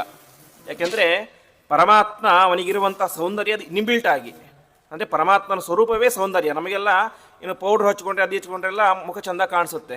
ಹಾಗೆ ಅಲ್ಲ ಪರಮಾತ್ಮನದು. ಪರಮಾತ್ಮನ ಸ್ವರೂಪವೇ ಸೌಂದರ್ಯ. ಅಂತಹ ಉತ್ತಮವಾದ ಸುಂದರನಾದಂಥ ಪರಮಾತ್ಮನೇ ನನಗೇನಾಗಿದೆ, ಶ್ರುತ್ವಾ ಗುಣಾನ್ ಸಂಗಮಾಂಸ್ತೆ. ವಾಸ್ತವಿಕವಾಗಿ ಪ್ರೇಮ ಹುಟ್ಟೋದು ಯಾವಾಗ ಅಂದರೆ ಸಹಜವಾಗಿ ಒಬ್ಬ ವ್ಯಕ್ತಿಯನ್ನು ನೋಡಿದಾಗ, ಮೊದಲು ನೋಡಬೇಕು, ಮುಖ ನೋಡಿದಾಗ ಅದಕ್ಕೆ ಪ್ರೀತಿ ಹುಟ್ಟುತ್ತೆ. ಸಾಮಾನ್ಯವಾಗಿ ಒಂದು ಸುಭಾಷಿತಕಾರ ಹೇಳ್ತಾನೆ, ಒಬ್ಬ ವ್ಯಕ್ತಿಯ ಮದುವೆ ಆಗಬೇಕು ಅಂದರೆ ಏನು ಬೇಕು ಅಂತಂದರೆ ಕನ್ಯಾ ವರಯತೆ ರೂಪಂ ಮಾತಾವಿತ್ತಂ ಪಿತರು ಕುಲಂ ಬಾಂಧವ ಕುಲಮಿಚ್ಛಂತಿ ಮುಷ್ಟಾನ ವಿತರೇ ಜನ ಅಂತ ಹೇಳ್ತಾರೆ. ಅಂದರೆ ಹುಡುಗಿ ಫಸ್ಟ್ ನೋಡೋದು ಯಾವುದನ್ನು, ರೂಪವನ್ನು. ಹುಡುಗ ಚೆನ್ನಾಗಿದ್ದರೆ ಮದುವೆ ಆಗಿಬಿಡ್ತಾಳೆ, ಅವಳು ಹೆಚ್ಚು ಕಡಿಮೆ ಮತ್ತೆ ನೋಡೋದಿಲ್ಲ. ಮತ್ತು ತಂದೆ ತಾಯಿ ಎಲ್ಲವನ್ನು ಕೂಡ ವಿಚಾರ ಮಾಡ್ತಾರೆ, ಕುಲ ಯಾವುದು ಗುಣ ಯಾವುದು ಅಂತೆಲ್ಲ ವಿಚಾರ ಮಾಡ್ತಾರೆ. ಹಾಗೆ ಇಲ್ಲಿ ರುಕ್ಮಿಣಿ ಏನಾಗಿದೆ, ಕೃಷ್ಣನನ್ನು ಇಲ್ಲಿ ತನಕ ನೋಡೇ ಇಲ್ಲ ಅಂತೆ. ಮತ್ತೆ ಹೇಗೆ ಒಪ್ಕೊಂಡು ಮದುವೆಗೆ ಹೇಗೆ ಪಟ್ಲು ಅಂತಂದರೆ ಅದಕ್ಕೆ ಹೇಳ್ತಾರೆ ಭಾಗವತದಲ್ಲಿ, ಶ್ರುತ್ವಾ ಗುಣಾನ್ ಭುವನ ಸುಂದರ ಸಂಗಮಾಂಸ್ತೆ. ಅವಳು ಪರಮಾತ್ಮನ ಕಂಡಿಲ್ಲ, ಆದರೆ ಪರಮಾತ್ಮನ ಗುಣಗಳನ್ನು ಕೇಳಿ ಕೇಳಿ ಕೇಳಿ ಅವನು ಇಷ್ಟಪಟ್ಟು ಬಿಟ್ಟಿದ್ದಾಳೆ ಅಂತೆ. ಯಾಕೆ ಅಂತಂದರೆ ಭೀಷ್ಮಕ ಮಹಾರಾಜ ಒಬ್ಬ ದೊಡ್ಡ ಮಹಾರಾಜ, ಅಷ್ಟೇ ದೊಡ್ಡ ಜ್ಞಾನಿಯಾಗಿದ್ದ. ಹಾಗಾಗಿ ಅವನ ಮನೆಗೆ ಅನೇಕ ಜನ ಋಷಿಮುನಿಗಳು ನಿರಂತರ ಬರ್ತಾ ಇದ್ರು ಅಂತೆ. ಬಂದವರು ಏನು ಮಾಡ್ತಾಯಿದ್ರು, ಒಂದಿಷ್ಟು ಉಪದೇಶ ಮಾಡ್ತಾಯಿದ್ರು. ಉಪದೇಶ ಮಾಡಿದ ಮೇಲೆ ಕೃಷ್ಣನ ಮಹತ್ವವನ್ನು ಹೇಳ್ತಾ ಇದ್ರು ಅಂತೆ. ಅದನ್ನು ಕೇಳಿಸಿಕೊಂಡು ಕೇಳಿಸಿಕೊಂಡು ಕೇಳಿಸಿಕೊಂಡು ರುಕ್ಮಿಣೀ ದೇವಿಗೆ ಬಾಲ್ಯದಿಂದಲೂ ಕೂಡ ಯಾರ ಮೇಲೆ ಪ್ರೀತಿ, ಕೃಷ್ಣನ ಮೇಲೆ ಪ್ರೀತಿ. ಇದು ರೂಪವನ್ನು ನೋಡಿ ಬಂದದ್ದಲ್ಲ, ದುಡ್ಡನ್ನು ನೋಡಿ ಬಂದದ್ದಲ್ಲ, ಗುಣಗಳನ್ನು ಕೇಳಿ ಬಂದಂತಹ ವಿಶಿಷ್ಟವಾದಂತಹ ಪ್ರೀತಿ. ಹಾಗಾಗಿ ಪರಮಾತ್ಮ ಶ್ರುತ್ವಾ ಗುಣಾನ್ ಭುವನ ಸುಂದರ ಸಂಗಮಾಂಸ್ತೆ ನಿರ್ವಿಶ್ಯ ಕರ್ಣ ವಿವರಂ ಹರತೋಂಗ ತಾಪ. ನಿನ್ನ ಒಂದು ಕಥೆಯನ್ನು ಕೇಳಿ ಕೇಳಿ ಕೇಳಿ ನನ್ನ ಮನಸ್ಸು ನಿನ್ನನ್ನೇ ಬಯಸ್ತಾ ಇದೆ. ಆದರೆ ಈ ದುಷ್ಟರು ನನ್ನನ್ನು ಏನು ಮಾಡಿದ್ದಾರೆ, ರುಕ್ಮಿಗೆ ಶಿಶುಪಾಲನೆ ಕೊಟ್ಟು ಮದುವೆ ಮಾಡೋಕ್ಕೆ ತೀರ್ಮಾನ ಮಾಡಿದ್ದಾರೆ. ಹಾಗಾಗಿ ದಯವಿಟ್ಟು ನನ್ನನ್ನು ಬಂದು ರಕ್ಷಣೆಯನ್ನು ಮಾಡು. ಯಾಕೆಂತಂದರೆ ಯಾವತ್ತಿದ್ದರೂ ಕೂಡ ಸಿಂಹದ ಪಾಲು ಯಾರಿಗೆ ಸೇರಬೇಕು, ಸಿಂಹಕ್ಕೇ ಸೇರಬೇಕು. ಹಾಗಾಗಿ ನೀನು ದೊಡ್ಡ ಸಿಂಹ, ಪುರುಷ ಸಿಂಹ. ಹಾಗಾಗಿ ನಿನ್ನ ಪಾಲು ಯಾರು, ಅದು ನಾನು. ಹಾಗಾಗಿ ನನ್ನನ್ನು ನೀನೇ ಸ್ವೀಕಾರ ಮಾಡಬೇಕು. ಅದು ನನಗೆ ಇದೇ ಜನ್ಮದಲ್ಲಿ ಆಗ್ಬೋದೇನೋ ಆಸೆ ಇಲ್ಲ, 100 ಜನ್ಮ ಕಳೆದರೂ ಪರವಾಗಿಲ್ಲ, ನನಗೆ ನೀನೇ ಗಂಡನನ್ನಾಗಿ ಸಿಗಬೇಕು. ನಾನು ಬೇರೆ ಯಾರನ್ನು ಕೂಡ ಗಂಡನನ್ನಾಗಿ ಒಪ್ಕೊಳ್ಳಿಕ್ಕೆ ಸಾಧ್ಯ ಇಲ್ಲ ಅಂತ ಅನೇಕ ಮಾತುಗಳನ್ನು ವಿಸ್ತಾರವಾಗಿ ಹೇಳ್ತಾಳೆ. ಈ ರೀತಿಯಾಗಿ ಹೇಳಿದಾಗ ಕೊನೆಗೆ ಅವಳೇ ಹೇಳ್ತಾಳೆ, ಉವಾಹ ರಾಕ್ಷಸ ವಿಧಿನ ಅಂತ. ನಾವಿಬ್ಬರು ಹಿರಿಯರನ್ನು ಒಪ್ಪಿಸಿ ಮದುವೆಯಾಗಲಿಕ್ಕೆ ಸಾಧ್ಯ ಆಗುತ್ತಿಲ್ಲೋ ಗೊತ್ತಿಲ್ಲ, ನನ್ನನ್ನು ನೀನು ಕೊನೆಯ ಪಕ್ಷ ರಾಕ್ಷಸ ವಿಧಿಯಿಂದಾದರೂ ಕೂಡ ಮದುವೆಯಾಗು ಅಂತ ಹೇಳ್ತಾಳೆ ಅಂತೆ. ರಾಕ್ಷಸ ಅಂದರೆ ಅನೇಕ ರೀತಿಯಾಗಿ ಮದುವೆಗಳಿದ್ದಾವೆ. ಬ್ರಾಹ್ಮ ವಿಧಿ, ಆರ್ಷ ವಿಧಿ ಅಂತೆಲ್ಲ, ಗಾಂಧಾರ್ವ ವಿಧಿ ಅಂತ. ಅದರಲ್ಲಿ ಕೊನೆಯ ವಿಧಾನ ರಾಕ್ಷಸ ವಿಧಾನ ಅಂತ. ಅರ್ಥಾತ್ ಮದುವೆಯ ಮಂಟಪದಿಂದಾಗಿ ಹೆಣ್ಣನ್ನು ಎತ್ತುಕೊಂಡು ಹೋಗಿ ಮದುವೆ ಆಗೋದಕ್ಕೆ ರಾಕ್ಷಸ ವಿಧಾನ ಅಂತ ಹೇಳ್ತಾರೆ. ಪರಮಾತ್ಮ ಇದನ್ನು ಯಾಕೆ ಮಾಡಿದ ಅಂತ. ರಾಕ್ಷಸ ವಿಧಾನ ಸ್ವಲ್ಪ ಕೆಳಗಡೆ ವಿಧಾನ, ಅದನ್ಯಾಕೆ ಪರಮಾತ್ಮ ಮಾಡಿದ ಅಂತಂದರೆ ಅದಕ್ಕೆ ಹೇಳ್ತಾರೆ, ರಾಕ್ಷಸ ವಿಧಾನ ಅದು ಯಾವಾಗ ತಪ್ಪಾಗುತ್ತೆ ಅಂತಂದರೆ, ಹುಡುಗಿಗೂ ಇಷ್ಟ ಇಲ್ಲ, ಈ ಕಡೆ ತಂದೆ ತಾಯಿಗಳಿಗೂ ಇಷ್ಟ ಇಲ್ಲ, ಬಂಧು ಬಾಂಧವರಿಗೂ ಇಷ್ಟ ಇಲ್ಲ, ಹೀಗೆ ಯಾರಿಗೂ ಇಷ್ಟ ಇಲ್ಲದಿರುವಂತಹ ಮದುವೆಗೆ ಗಂಡು ತಾನೊಬ್ಬನೇ ಹೋಗಿ ದುಷ್ಟತನದಿಂದಾಗಿ ಹುಡುಗಿನ ಎತ್ತುಕೊಂಡು ಮದುವೆ ಆದರೆ ಅದು ತಪ್ಪಾಗುತ್ತೆ. ಆದರೆ ಇಲ್ಲೇನಾಗಿದೆ, ಹುಡುಗನಿಗೂ ಸಹಜವಾಗಿ ಇಷ್ಟ ಇದ್ದೇ ಇದೆ. ಇನ್ನು ಹುಡುಗಿ ತಾನಾಗಿ ಹೇಳ್ತಾ ಇದ್ದಾಳೆ ರಾಕ್ಷಸ ವಿಧಿಯಿಂದ ನನ್ನ ಮದುವೆ ಆಗು ಅಂತ. ಇನ್ನು ಕನ್ಯೆಯ ತಂದೆ ಭೀಷ್ಮಕ ಮಹಾರಾಜ, ಅವನಿಗೂ ಇಷ್ಟ ಇದೆ, ತಾಯಿಗೂ ಇಷ್ಟ ಇದೆ. ಅಷ್ಟು ಮಾತ್ರ ಅಲ್ಲ, ಮುಂದೆ ಹೇಳುವಂತೆ ಇಡೀ ಕುಂಡಿನ ಪಟ್ಟಣದ ಪ್ರತಿಯೊಬ್ಬ ಜನರು ಕೂಡ ಪ್ರತಿನಿತ್ಯ ಪೂಜೆ ಮಾಡಿದ ಮೇಲೆ ಪರಮಾತ್ಮ ಹತ್ತಿ ಪ್ರಾರ್ಥನೆ ಮಾಡ್ತಾ ಇದ್ರು ಅಂತೆ. ದೇವರೇ, ನಮ್ಮದು ಇಷ್ಟು ಪುಣ್ಯ ಇದೆ, ಆ ಪುಣ್ಯದಿಂದ ನೀನೇ ಮಾಡಬೇಕು ಅಂದರೆ ನಮ್ಮ ರಾಜಕುಮಾರಿಗೂ ಮತ್ತು ಕೃಷ್ಣನಿಗೂ ಮದುವೆ ಮಾಡಬೇಕು ಅಂತ. ಹಾಗಾಗಿ ಇಡೀ ಜಗತ್ತಿನ ಜನರ ಒಂದು ಅಭಿಪ್ರಾಯ ಏನಾಗಿತ್ತು, ಕೃಷ್ಣ ಮದುವೆಯಾದರೆ ರುಕ್ಮಿಣಿಯೇ ಮದುವೆಯಾಗಬೇಕು ಅಂತ ಇಷ್ಟ ಆಗಿತ್ತು. ಹಾಗಾಗಿ ಎಲ್ಲರ ಅಭಿಪ್ರಾಯ ಏನು, ಕೃಷ್ಣ ರುಕ್ಮಿಣಿಯರ ಮದುವೆ ಆಗಬೇಕು ಅಂತ. ವಿರೋಧ ಇದ್ದದ್ದು ಯಾರದು, ಯಾರೋ ಒಂದು 10 ಜನದ್ದು, ಮತ್ತು ಈ ಜರಾಸಂಧ ಮುಂತಾದಂಥ ದುಷ್ಟರದ್ದು. ಹಾಗಾಗಿ ರಾಕ್ಷಸ ವಿಧಿಯ ಈ ಒಂದು ವಿವಾಹ ತಪ್ಪಾಗಲ್ಲ ಅಂತ ವ್ಯಾಖ್ಯಾನಕಾರರು ತಿಳಿಸ್ತಾರೆ. ಈ ರೀತಿಯಾಗಿ ಹೇಳ್ತಾಳೆ, ರಾಕ್ಷಸ ವಿಧಾನದಿಂದ ಆಗದರೂ ಕೂಡ ನೀನು ನನ್ನನ್ನು ಮದುವೆ ಆಗಬೇಕು ಅಂತ ತನ್ನ ಪ್ರಾರ್ಥನೆಯನ್ನು ಮಾಡ್ತಾಳೆ. ಈ ರೀತಿಯಾಗಿ ಮಾಡಿದಾಗ ಶ್ರೀಕೃಷ್ಣ ಪರಮಾತ್ಮ ಹೇಳ್ತಾನೆ, ಬ್ರಾಹ್ಮಣರೇ, ರುಕ್ಮಿಣಿ ತುಂಬ ಚೆನ್ನಾಗಿ ಬರೆದಿದ್ದಾಳೆ ಅಂತ. ಯಾಕಂದರೆ ನನ್ನ ಮನಸ್ಸಿನಲ್ಲೂ ಇದೇ ಇದೆ. ಹೇಗೆ ರುಕ್ಮಿಣಿಯ ಮನಸ್ಸಿನಲ್ಲಿ ನಾನಿದ್ದೇನೋ, ನನ್ನ ಮನಸ್ಸಿನಲ್ಲೂ ಕೂಡ ರುಕ್ಮಿಣಿಯೇ ಇದ್ದಾಳೆ. ಅಷ್ಟು ಮಾತ್ರ ಅಲ್ಲ, ಸುಮಾರು ಒಂದು 2 ತಿಂಗಳಾಯಿತು ಸರಿಯಾಗಿ ನಿದ್ದೆನೇ ಬರ್ತಾ ಇಲ್ಲ. ಹಾಗಾಗಿ ಆದಷ್ಟು ಬೇಗಲೇ ನಾನು ಬಂದು ಮದುವೆ ಆಗ್ತೇನೆ ಅಂತ ಬ್ರಾಹ್ಮಣನಿಗೆ ಒಂದು ಆಶೀರ್ವಾದವನ್ನು ಮಾಡ್ತಾನೆ. ಇಷ್ಟಾದ ಮೇಲೆ ತಕ್ಷಣದಲ್ಲಿ ಶ್ರೀಕೃಷ್ಣ ಪರಮಾತ್ಮ ಆ ಸಂದರ್ಭದಲ್ಲಿ ಅಲ್ಲಿಂದಾಗಿ ಪ್ರಯಾಣ ಮಾಡ್ತಾ ಇದ್ದಾರೆ. ದಾರುಕ ಅಂತ ಒಬ್ಬ ಸಾರಥಿ ಇದ್ದ. ದಾರುಕ ಎನ್ನುವಂಥ ಸಾರಥಿ ಆಗಿನ ಕಾಲದ ಅತ್ಯಂತ ವೇಗವಾಗಿ ರಥವನ್ನು ಓಡಿಸುವಂಥ ಸಾರಥಿಯಾಗಿದ್ದ. ಆ ಒಂದು ಸಾರಥಿಯ ಜೊತೆಗೆ ಸೇರಿಕೊಂಡು ಇಬ್ಬರು ಕೂಡ ಪ್ರಯಾಣವನ್ನು ಮಾಡ್ತಾ ಇದ್ದಾರೆ. ಮುಂದೆ ದಾರುಕ ರಥದಲ್ಲಿ ಯಾವ ಶ್ರೀಕೃಷ್ಣ ಪರಮಾತ್ಮ ಮತ್ತು ಆ ಬ್ರಾಹ್ಮಣ, ಇಷ್ಟೆಲ್ಲವನ್ನು ಕೂಡ ಏನಾಯಿತು, ಹಿಂದ್ಗಡೆಯಿಂದಾಗಿ ಬಲರಾಮ ಗಮನಿಸ್ತಾ ಇದ್ದ ಅಂತೆ. ಯಾರೋ ಒಬ್ಬ ಬ್ರಾಹ್ಮಣ ಬಂದ, ಸಾಷ್ಟಾಂಗ ನಮಸ್ಕಾರ ಮಾಡಿದ, ಯಾನು ಪತ್ರ ಕೊಟ್ಟ, ಪತ್ರ ಓದಿದ, ಕೃಷ್ಣ ಒಂದು ಗಾಬರಿಯಾದ ನಟನೆ ಮಾಡಿದ. ಇಬ್ಬರು ಕೂಡ ವೇಗವಾಗಿ ಹೊರಟು ಬಿಟ್ಟರು. ಏನಾಗಿದೆ ಅಂತ ಅವನಿಗೆ ಗಾಬರಿ ಆಯಿತು. ಸಹಜವಾದಂಥ ಪ್ರೀತಿ, ತಮ್ಮನ ಮೇಲೆ ವಿಶೇಷವಾದಂಥ ಪ್ರೀತಿ. ಹಾಗಾಗಿ ನನ್ನ ತಮ್ಮನಿಗೆ ಏನಾಗುತ್ತೋ ಏನೋ ಅಂತ ಯಾವಾಗ ಅವರಿಬ್ಬರು ಕೂಡ ಮುಂದೆ ಹೊರಟರಲ್ಲ ರಥದಲ್ಲಿ, ಹಿಂದಿನಿಂದಾಗಿ ಬಲರಾಮ ಬಂದ ಅಂತೆ. ಬಲರಾಮ ಬಂದದ್ದು ನೋಡಿ ಸಮಸ್ತ ಯಾದವರ ಸೈನ್ಯವೇ ಬಂತು ಅಂತೆ. ಇವರಿಗೆ ಏನು ತೊಂದರೆ ಆಗಬಾರ್ದು ಅಂತ ಹೀಗೆ ಮುಂದ್ಗಡೆ ರಥದಲ್ಲಿ ಕೃಷ್ಣ ಪರಮಾತ್ಮ ಮತ್ತು ಬ್ರಾಹ್ಮಣ, ಹಿಂದೆ ಬಲರಾಮ, ಅವನ ಹಿಂದೆ ಅಪಾರವಾದಂತಹ ಯಾದವರ ಸೈನ್ಯ ಸಮಗ್ರವಾಗಿ ಆ ಒಂದು ಕುಂಡಿನಪುರಕ್ಕೆ ಪ್ರಯಾಣವನ್ನು ಮಾಡ್ತಾ ಇದೆ. ಈ ರೀತಿಯಾದಂತಹ ಪ್ರಯಾಣ ಮಾಡ್ತಾ ಸಂದರ್ಭದಲ್ಲಿ ಅಲ್ಲೇನಾಗಿತ್ತು, ವಿಶಿಷ್ಟವಾದಂತಹ ಒಂದು ಸೈನ್ಯವನ್ನು ಏರ್ಪಾಡು ಮಾಡಿಬಿಟ್ಟಿದ್ದ ಈ ಒಂದು ರುಗ್ಮಿ. ಯಾವ ರೀತಿ ಅಂತಂದರೆ, ಒಂದು ಸಣ್ಣ ಇರುವೆಯೂ ಕೂಡ ಹೊರಗಡೆಯಿಂದಾಗಿ ಒಳಗಡೆ ಪ್ರವೇಶ ಮಾಡಲಿಕ್ಕೆ ಚಾನ್ಸ್ ಇರಬಾರ್ದು. ಆ ರೀತಿಯಾಗಿ ಅತ್ಯಂತ ಟೈಟ್ ಸೆಕ್ಯೂರಿಟಿಯನ್ನು ಅಲ್ಲಿ ಏರ್ಪಾಡು ಮಾಡಿದ್ದ. ಆವಾಗ ಶ್ರೀಕೃಷ್ಣ ಪರಮಾತ್ಮ ಏನು ಮಾಡ್ತಾನೆ, ಕುಂಡಿನಪುರದ ಹೊರಗಡೆ ಒಂದು ಸುಂದರವಾದಂಥ ಉದ್ಯಾನವನ ಇರುತ್ತೆ, ಅಲ್ಲೇ ಉಳ್ಕೊಂಡು ಬಿಡ್ತಾನೆ ರಾತ್ರಿ ಸಂದರ್ಭದಲ್ಲಿ. ಯಾವಾಗ ಕೃಷ್ಣ ಬಂದಿದ್ದಾನೆ ಎನ್ನುವಂಥ ವಿಚಾರ ಗೊತ್ತಾಯಿತು, ಆವಾಗ ಇಡೀ ಊರೇ ಅಲ್ಲಿಗೆ ಬರುತ್ತೆ ಅಂತೆ. ಸಮಸ್ತ ಕುಂಡಿನಪುರದ ಪಟ್ಟಣದ ಜನರತೆ ಎಲ್ಲರೂ ಕೂಡ ಬಂದು ಪ್ರಾರ್ಥನೆ ಮಾಡ್ತಾರೆ ಅಂತೆ, ನೀನೇ ನಮ್ಮ ರಾಜಕುಮಾರಿಯನ್ನು ಮದುವೆಯಾಗಬೇಕು ಅಂತ. ಅಷ್ಟು ಮಾತ್ರ ಅಲ್ಲ, ಸಾಕ್ಷಾತ್ ಭೀಷ್ಮಕ ಮಹಾರಾಜ ಬರ್ತಾನೆ, ದಯವಿಟ್ಟು ನನ್ನನ್ನು ಕ್ಷಮಿಸಿಬಿಡು ಪರಮಾತ್ಮ, ನಾನು ನಿನಗೆ ಮಾತು ಕೊಟ್ಟಿದ್ದೆ, ನನ್ನ ಮಗಳು ನಿನಗೇ ಕೊಡ್ತೇನೆ ಅಂತ. ನಿನ್ನನ್ನೇ ಮದುವೆ ಆಗೋದವಳು, ಆದರೆ ಅದನ್ನು ವ್ಯವಸ್ಥಿತವಾಗಿ ಮಾಡಲಿಕ್ಕೆ ಸಾಧ್ಯ ಆಗ್ತಾ ಇಲ್ಲ. ಯಾಕೆಂದರೆ ನನಗೂ ವಯಸ್ಸಾಗಿದೆ, ಕೊನೆಗೆ ನನ್ನ ಮಗನ ಅಧೀನವಾಗಿ ಬಿಟ್ಟಿದ್ದೇನೆ. ಹಾಗಾಗಿ ದಯವಿಟ್ಟು ನನ್ನನ್ನು ಕ್ಷಮಿಸು, ನನ್ನ ಮಗಳನ್ನು ನೀನೇ ಮದುವೆಯಾಗುವಂತ ಅವನು ಪ್ರಾರ್ಥನೆ ಮಾಡ್ತಾನೆ. ಹೀಗೆ ಇಡೀ ಊರಿನ ಜನತೆ ಬಂದಿದೆ. ಸಾಕ್ಷಾತ್ ಕನ್ಯೆಯ ತಂದೆ ಬಂದಿದ್ದಾನೆ, ಸಾಕ್ಷಾತ್ ಕನ್ಯೆಯೇ ಪತ್ರ ಬರೆದು ಕಳಿಸಿದ್ದಾಳೆ. ಇಷ್ಟೆಲ್ಲ ಆದ ಮೇಲೆ ಪರಮಾತ್ಮ ಹೇಳ್ತಾನೆ, ನೀವ್ಯಾರೂ ಚಿಂತೆ ಮಾಡಬೇಡಿ, ನಾನು ಅವಶ್ಯವಾಗಿ ನಿಮ್ಮ ಮಗಳನ್ನು ಮದುವೆ ಆಗ್ತೇನೆ ಅಂತ ಭೀಷ್ಮಕ ಮಹಾರಾಜನಿಗೆ ಮಾತನ್ನು ಕೊಡ್ತಾ ಇದ್ದಾನೆ. ಆ ಸಂದರ್ಭದಲ್ಲಿ ಬೆಳಗಿನ ಸಂದರ್ಭ, ಬೆಳಗ್ಗೆ ನಗರಕ್ಕೆ ವಿಶೇಷವಾದಂಥ ಅಲಂಕಾರವನ್ನು ಮಾಡಿದ್ದಾರೆ. ವಿವಾಹಕ್ಕೆ ಅಂಗವಾದಂತಹ ಪುಣ್ಯಾಹವಾಚನ ಆಯಿತು, ನಾಂದಿ ಪೂಜೆ ಆಯಿತು, ಗುರುಪೂಜೆ ಆಯಿತು. ಇದೆಲ್ಲ ಆದ ಮೇಲೆ ಆ ಒಂದು ರುಕ್ಮಿಣಿಯ ಕೈಗೆ ರಕ್ಷಾ ಕವಚವನ್ನು ಕಟ್ಟಿದ್ದಾರೆ. ಇಷ್ಟಾದ ಮೇಲೆ ಮುಂದಿನ್ನು ನಿರೀಕ್ಷಣೆ ಆಗಬೇಕು. ನಿರೀಕ್ಷಣೆಗೆ ಮುಂಚೆ ನಮಗೆಲ್ಲ ಗೊತ್ತೇ ಇರುವಂತೆ ಯಾವ ಗೌರಿ ಪೂಜೆ ಆಗಬೇಕು. ಸಾಮಾನ್ಯವಾಗಿ ಇವತ್ತೇನು ಮಾಡ್ಬಿಡ್ತೇವೆ, ಗೌರಿ ಪೂಜೆಯನ್ನು ಕಲ್ಯಾಣ ಮಂಟಪದಲ್ಲಿ ಒಂದು ಮೂಲೆಯಲ್ಲಿ ಮಾಡಿ ಮುಗಿಸಿಬಿಡ್ತೇವೆ. ಆದರೆ ಹಿಂದಿನ ಕಾಲದಲ್ಲಿ ಆಗಿರ್ತಾ ಇರಲಿಲ್ಲ. ಮದುವೆ ಎಂಬುದೇನೆ ಮನೆಯಲ್ಲಿ ಆಗ್ತಾ ಇತ್ತು. ಅದರಲ್ಲೂ ಕೂಡ ಗೌರಿ ಪೂಜೆಯನ್ನು ಒಂದು ದೇವಸ್ಥಾನದಲ್ಲಿ ಮಾಡ್ತಾಯಿದ್ರು. ಒಂದು ಊರಿನಲ್ಲಿ ಗೌರಿ ದೇವಾಲಯ ಅಂತ ಇರ್ತಾ ಇತ್ತು, ಅಲ್ಲಿ ಹೋಗಿ ಗೌರಿ ಪೂಜೆ ಮಾಡ್ತಾಯಿದ್ರು. ಹಾಗೆ ಆ ಒಂದು ಕುಂಡಿನ ಪಟ್ಟಣದಲ್ಲೂ ಕೂಡ ಒಂದು ಗೌರಿಯ ದೇವಸ್ಥಾನ ಇತ್ತು, ಅದಕ್ಕೆ ಅಂಬಿಕಾಗ್ರಹ ಅಂತ ಹೆಸರು. ಆ ಅಂಬಿಕಾಗ್ರಹಕ್ಕೆ ಎಲ್ಲರೂ ಕೂಡ ಸೇರಿಕೊಂಡು ಮಂಗಳ ವಾದ್ಯದ ಮೂಲಕ ಹೋಗ್ತಾ ಇದ್ದಾರೆ. ಹೋಗುವಾಗ ಏನಾಯಿತು, ರುಕ್ಮಿಣಿಗೆ ಎಡ ಕಣ್ಣು ಅದರಿತು ಅಂತೆ. ಸಾಮಾನ್ಯವಾಗಿ ಗಂಡಸರಿಗೆ ಬಲ ಕಣ್ಣು ಅದರೇ ಶುಭ ಅಂತ, ಹೆಂಗಸರಿಗೆ ಎಡಕಣ್ಣು ಅದರಿದರೆ ಶುಭ ಅಂತ. ರುಕ್ಮಿಣಿಗೆ ಒಂದು ರೀತಿಯ ಸಮಾಧಾನ ಆಗುತ್ತೆ, ಎಡಕಣ್ಣು ಅದರತೆ ಏನೋ ಒಳ್ಳೆಯದಾಗುತ್ತೆ ಅಂತ. ತಕ್ಷಣ ಅಲ್ಲಿ ಬ್ರಾಹ್ಮಣ ಕಣ್ಣು ಸನ್ನೆ ಮುಖಾಂತರ ಕೇಳ್ತಾ ಏನಾಯಿತು ಅಂತ. ಅವನು ಕಣ್ಣು ಸನ್ನೆ ಮುಖಾಂತರ ಹೇಳ್ತಾರೆ ಸಕ್ಸಸ್ ಆಗಿದೆ ಅಂತ. ಆವಾಗ ಅವಳಿಗೆ ತುಂಬ ಸಂತೋಷ ಆಗುತ್ತೆ ಅಂತೆ. ಅಲ್ಲಿಯ ತನಕ ಏನೋ ಒಂದು ದೂಡ ಒಳಗಡೆ ಏನಾಗುತ್ತೋ ಏನಾಗುತ್ತೋ ಏನೋ ಅಂತ ಸಹಜವಾದಂಥ ಒಂದು ಭಾವನೆ ಇತ್ತು. ಯಾವಾಗ ಬ್ರಾಹ್ಮಣ ಬಂದು ಸಕ್ಸಸ್ ಆಗಿದೆ ಅಂತ ಹೇಳಿದನೋ ಆವಾಗ ನಿರಾಯಾಸವಾಗಿ ಅವಳು ಆ ಒಂದು ಗೌರಿ ಪೂಜೆಯನ್ನು ಮಾಡಲಿಕ್ಕೆ ಹೋಗ್ತಾಳೆ. ಅಲ್ಲಿ ವಿಶೇಷವಾಗಿ ಎಲ್ಲ ಮುತ್ತೈದೆಯರೊಂದಿಗೆ ಸೇರಿಕೊಂಡು ಆ ಲಕ್ಷ್ಮೀ ಶೋಭಾನವನ್ನು ಹೇಳ್ತಾ ವಿಶೇಷವಾಗಿ ಗೌರಿ ಪೂಜೆಯನ್ನು ಮಾಡ್ತಾಳೆ. ಗೌರಿ ಪೂಜೆಯನ್ನು ಮಾಡಿದಳು, ಹೊರಗಡೆ ಬಂದಳು. ಹೊರಗಡೆ ಬಂದಾಗ ಏನಾಯಿತು, ಅವಳ ಸುತ್ತಲೂ ಕೂಡ 7 ಲೇಯರ್ನ ಸೈನ್ಯ ಇತ್ತು ಅಂತೆ. 7 ರೀತಿಯಾದಂಥ ಸೈನ್ಯ ಅವಳ ಸುತ್ತಲೂ ಕೂಡ ಇತ್ತು ಅಂತ ಹೇಳ್ತಾರೆ.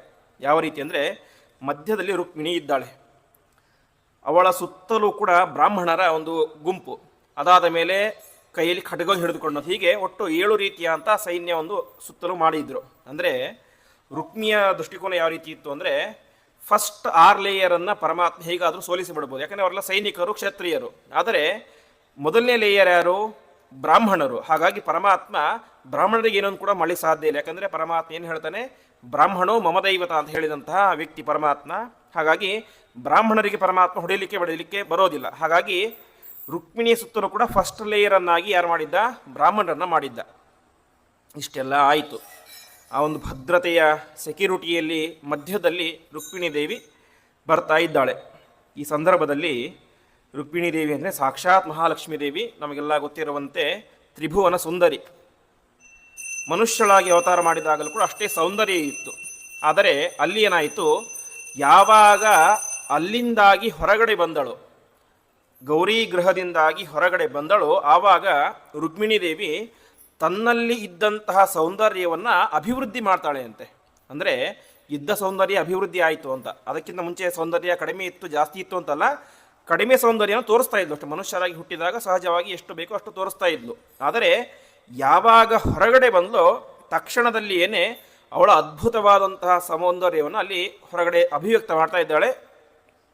ಒಂದೇ ಒಂದು ಕ್ಷಣ ರುಕ್ಮಿಣಿಯ ಅಪಾರವಾದಂಥ ಸೌಂದರ್ಯ ಎಲ್ಲರ ಕಣ್ಣಿಗೆ ಬಿದ್ದ ತಕ್ಷಣ ಎಲ್ಲರೂ ಕೂಡ ಮೂರ್ಛೆ ಹೋಗಿಬಿಟ್ರು ಅಂತೆ. ಅಂದರೆ ಆ ಸೌಂದರ್ಯವನ್ನು ನಾವು ನೋಡ್ಲಿಕ್ಕೆ ಸಾಧ್ಯ ಇಲ್ಲ, ಅಷ್ಟು ವಿಶಿಷ್ಟವಾದಂಥ ಸೌಂದರ್ಯ ಪರಮಾತ್ಮನ ಸೌಂದರ್ಯ ಮತ್ತು ಲಕ್ಷ್ಮೀದೇವಿಯರ ಸೌಂದರ್ಯ. ನಮಗೆ ಈ ಒಂದು ಸಮುದ್ರ ಮಥನ ಸಂದರ್ಭದಲ್ಲಿ ಬರುತ್ತೆ. ಎಲ್ಲರೂ ಕೂಡ ಸೇರಿಕೊಂಡು ಪರಮಾತ್ಮ ಹತ್ತಿರ ಪ್ರಾರ್ಥನೆ ಮಾಡಲಿಕ್ಕೆ ಹೋಗ್ತಾರೆ, ದಯವಿಟ್ಟು ನಮ್ಮನ್ನು ರಕ್ಷಣೆ ಮಾಡು, ದೈತ್ಯರು ಗೆದ್ದುಬಿಟ್ಟಿದ್ದಾರೆ ಅಂತ. ಆವಾಗ ಪರಮಾತ್ಮ ಅಜಿತ ನಾಮಕನಾಗಿ ಪ್ರತ್ಯಕ್ಷನಾಗ್ತಾನೆ ಅಂತೆ. ಪ್ರತ್ಯಕ್ಷನಾದಾಗ ಎಲ್ಲ ದೇವತೆಗಳು ಕೂಡ ಹಿಂದೆ ಬಂದು ಬಿಡ್ತಾರೆ ಅಂತೆ. ಯಾಕೆಂದರೆ ಅವನ ಪ್ರಕಾಶ ನೋಡಿ ತಡ್ಕೊಳ್ಳಿ ಸಾಧ್ಯ ಆಗೋದಿಲ್ಲ. ಮುಂದೆ ಬ್ರಹ್ಮದೇವರು ಇರ್ತಾರೆ, ಮತ್ತೆ ಮುಂದೆ ಸ್ವಲ್ಪ ಹಿಂದೆ ಬೇರೆ ದೇವತೆಗಳು ಬರ್ತಾರೆ, ಗರುಡ, ಶೇಷರುದ್ರರು. ಹೀಗೆ ತಮ್ಮ ತಮ್ಮ ಯೋಗ್ಯತಾನುಸಾರವಾಗಿ ಎಲ್ಲರೂ ಕೂಡ ಹಿಂದೆ ಸರಿದು ಬಿಡ್ತಾರೆ ಅಂತ ತಿಳಿಸ್ತಾರೆ. ಇಲ್ಲೂ ಕೂಡ ಅದೇ ಆಯಿತು. ಮಹಾಲಕ್ಷ್ಮೀ ದೇವಿಯ ಅದ್ಭುತವಾದ ಸೌಂದರ್ಯವನ್ನು ಕೊಂಡು ಎಲ್ಲ ಮಹಾರಾಜರುಗಳು, ಬ್ರಾಹ್ಮಣ ಎಲ್ಲರೂ ಕೂಡ ಮೂರ್ಛೆ ಹೋಗಿ ಬಿದ್ದು ಬಿಡ್ತಾರೆ. ತಕ್ಷಣದಲ್ಲಿ ಪರಮಾತ್ಮ ರುಕ್ಮಿಣಿ ದೇವಿಯನ್ನು ಎತ್ತಿಕೊಂಡ, ತನ್ನ ರಥದಲ್ಲಿ ಕುಳಿಸಿಕೊಂಡ, ಹೊರಟೇ ಬಿಟ್ಟ.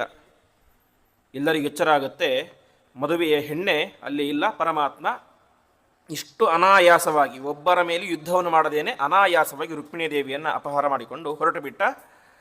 ಯಾವಾಗ ರುಕ್ಮಿಣಿ ದೇವಿಯ ಅಪಹಾರ ಆಯಿತೋ ಆವಾಗ ಏನಾಯಿತು, ಅಲ್ಲಿ ಬಲರಾಮ ಬಂದ ಅಂತೆ. ಅಂದರೆ ಹಿಂದೆ ಹೇಳಿದಂತೆ ದಾರುಕ ತುಂಬ ಫಾಸ್ಟಾಗಿ ರಥ ಓಡಿಸ್ತಾ ಇದ್ದ, ಉಳಿದವರೆಲ್ಲ ಕೂಡ ಸಾಮಾನ್ಯ ವೇಗದಲ್ಲಿ ಓಡಿಸ್ತಾ ಇದ್ದರು. ಹಾಗಾಗಿ ಕೃಷ್ಣ ರಾತ್ರಿ ಬಂದುಬಿಟ್ಟ ಅಲ್ಲಿಗೆ. ಉಳಿದವರು ಬಂದದ್ದು ಯಾವಾಗ? ಬಲರಾಮ ಮತ್ತು ಯಾದವರ ಸೈನ್ಯ ಬೆಳಗ್ಗೆ ಅಲ್ಲಿಗೆ ಬರ್ತಾರೆ ಅಂತೆ. ಬೆಳಗ್ಗೆ ಅಲ್ಲಿ ಬಂದರು. ಆ ಸಂದರ್ಭದಲ್ಲಿ ಶಿಶುಪಾಲನಿಗೆ ಭಾರೀ ದುಃಖ ಆಗಿಬಿಡ್ತು ಅಂತೆ.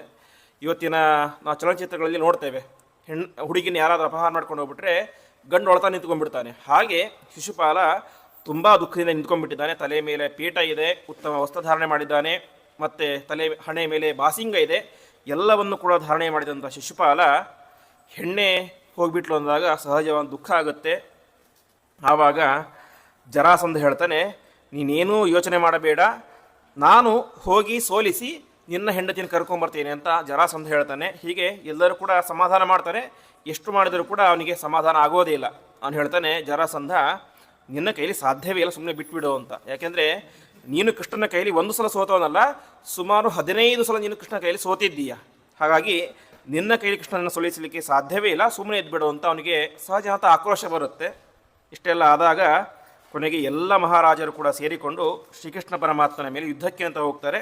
ಹೋದಾಗ ಅಲ್ಲೇನಾಗುತ್ತೆ, ಎಲ್ಲ ಮಹಾರಾಜರುಗಳನ್ನು ಕೂಡ ಶ್ರೀಕೃಷ್ಣ ಪರಮಾತ್ಮ, ಅದೇ ರೀತಿಯಾಗಿ ಸಮಸ್ತ ಯಾದವರ ಸೈನ್ಯ, ಬಲರಾಮ ಎಲ್ಲರೂ ಕೂಡ ಸೇರಿ ಸೋಲಿಸ್ತಾ ಇದ್ದಾರೆ.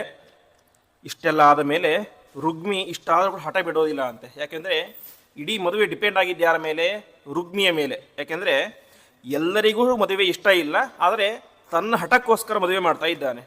ಹಾಗಾಗಿ ಮದುವೆ ಆಗಲಿಲ್ಲ ಅಂದರೆ ಹೋಗೋದು ಯಾರ ಮರ್ಯಾದೆ? ರುಕ್ಮಿಯ ಮರ್ಯಾದೆ ಅಂತ ಅವನೇನು ಅಂದ್ಕೊಂಡ, ಇವಳನ್ನು ನಾನು ಬಿಡಬಾರ್ದು ಅಂತ ತೀರ್ಮಾನ ಮಾಡಿದ. ಮುಂದ್ಗಡೆ ಕೃಷ್ಣ ಮತ್ತು ರುಕ್ಮಿಣಿ ದಾರುಕ್ ಅರ್ಥದಲ್ಲಿ ಹೋಗ್ತಾ ಇದ್ದಾರೆ. ಹಿಂದ್ಗಡೆಯಿಂದ ರುಕ್ಮಿ ಬರ್ತಾ ಇದ್ದಾನೆ.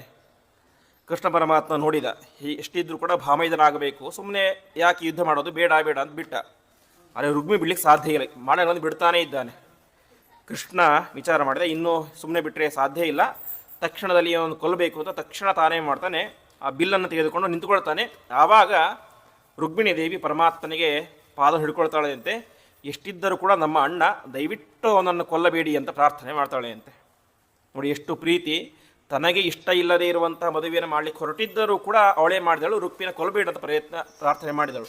ಅಷ್ಟು ವಿಶಿಷ್ಟವಾದಂತಹ ಪ್ರೀತಿ ಇತ್ತು. ಆವಾಗ ಶ್ರೀಕೃಷ್ಣ ಪರಮಾತ್ಮ ಏನು ಮಾಡ್ತಾನೆ, 5 ಬಾಣಗಳನ್ನು ತೆಗೆದುಕೊಂಡು ಅವನ ತಲೆಯನ್ನು ವಿಕಾರವಾಗಿ ಬೋಳಿಸಿ ಅವನನ್ನು ಕಳಿಸಿಬಿಡ್ತಾನೆ. ಇಷ್ಟಾದಾಗ ಎಲ್ಲರೂ ಕೂಡ ತಮ್ಮ ತಮ್ಮ ಊರಿಗೆ ಹೋಗಿಬಿಟ್ರು, ಜರಾಸಂಧ, ಶಿಶುಪಾಲ ಎಲ್ಲರೂ ಕೂಡ. ಆದರೆ ರುಕ್ಮಿ ಒಂದು ಪ್ರತಿಜ್ಞೆ ಮಾಡಿದನಂತೆ, ನಾನು ಕೃಷ್ಣನನ್ನು ಕೊಲ್ಲದೇನೆ ನನ್ನ ನಗರವನ್ನು ಪ್ರವೇಶ ಮಾಡೋದಿಲ್ಲ ಅಂತ. ಅದಕ್ಕೇನು ಮಾಡಿದ, ತಾನು ಕುಂಡಿನಪುರದ ಹೊರಗಡೆಯೇನೆ ಭೋಜಕಟ ಅಂತ ಒಂದು ನಗರವನ್ನು ನಿರ್ಮಾಣ ಮಾಡಿದ. ಆ ನಗರದ ಹೊರಗಡೆಯೇನೆ ತಾನು ಅಲ್ಲಿ ವಾಸ ಮಾಡ್ತಾ ಇದ್ದ. ಅಷ್ಟು ಮಾತ್ರ ಅಲ್ಲ, ರುದ್ರದೇವರನ್ನು ಕುರಿತು ತಪಸ್ಸನ್ನು ಮಾಡಿ ಒಂದು ಧನುಸ್ಸನ್ನು ಕೂಡ ಪಡೆದುಕೊಳ್ತಾನೆ ಅಂತ ಪುರಾಣದಲ್ಲಿ ಬರುತ್ತೆ. ಈ ರೀತಿಯಾಗಿ ಆಯಿತು. ಇಷ್ಟಾದ ಮೇಲೆ ಶ್ರೀಕೃಷ್ಣ ಪರಮಾತ್ಮ ರುಕ್ಮಿಣಿಯೊಂದಿಗೆ ಸೇರಿಕೊಂಡು ಬಲರಾಮ ತನ್ನ ಯಾದವರ ಸೈನ್ಯದೊಂದಿಗೆ ಆ ಒಂದು ದ್ವಾರಕಾ ಪಟ್ಟಣವನ್ನು ಪ್ರವೇಶ ಮಾಡ್ತಾ ಇದ್ದಾನೆ. ದ್ವಾರಕಾ ಪಟ್ಟಣವನ್ನು ಪ್ರವೇಶ ಮಾಡಬೇಕಾದ್ರೆ ಇಡೀ ಸಮಗ್ರ ದ್ವಾರಕೆ ಏನೇ ಸಿಂಗಾರಗೊಂಡಿತ್ತು. ಆ ಎಲ್ಲರೂ ಕೂಡ ವಿಶೇಷವಾಗಿ ವೈಭವದಿಂದಾಗಿ ಪ್ರೀತಿಯಿಂದಾಗಿ ಆ ಒಂದು ನವ ದಂಪತಿಗಳಿಂದ ಮದುವೆ ಆಗಿಲ್ಲ.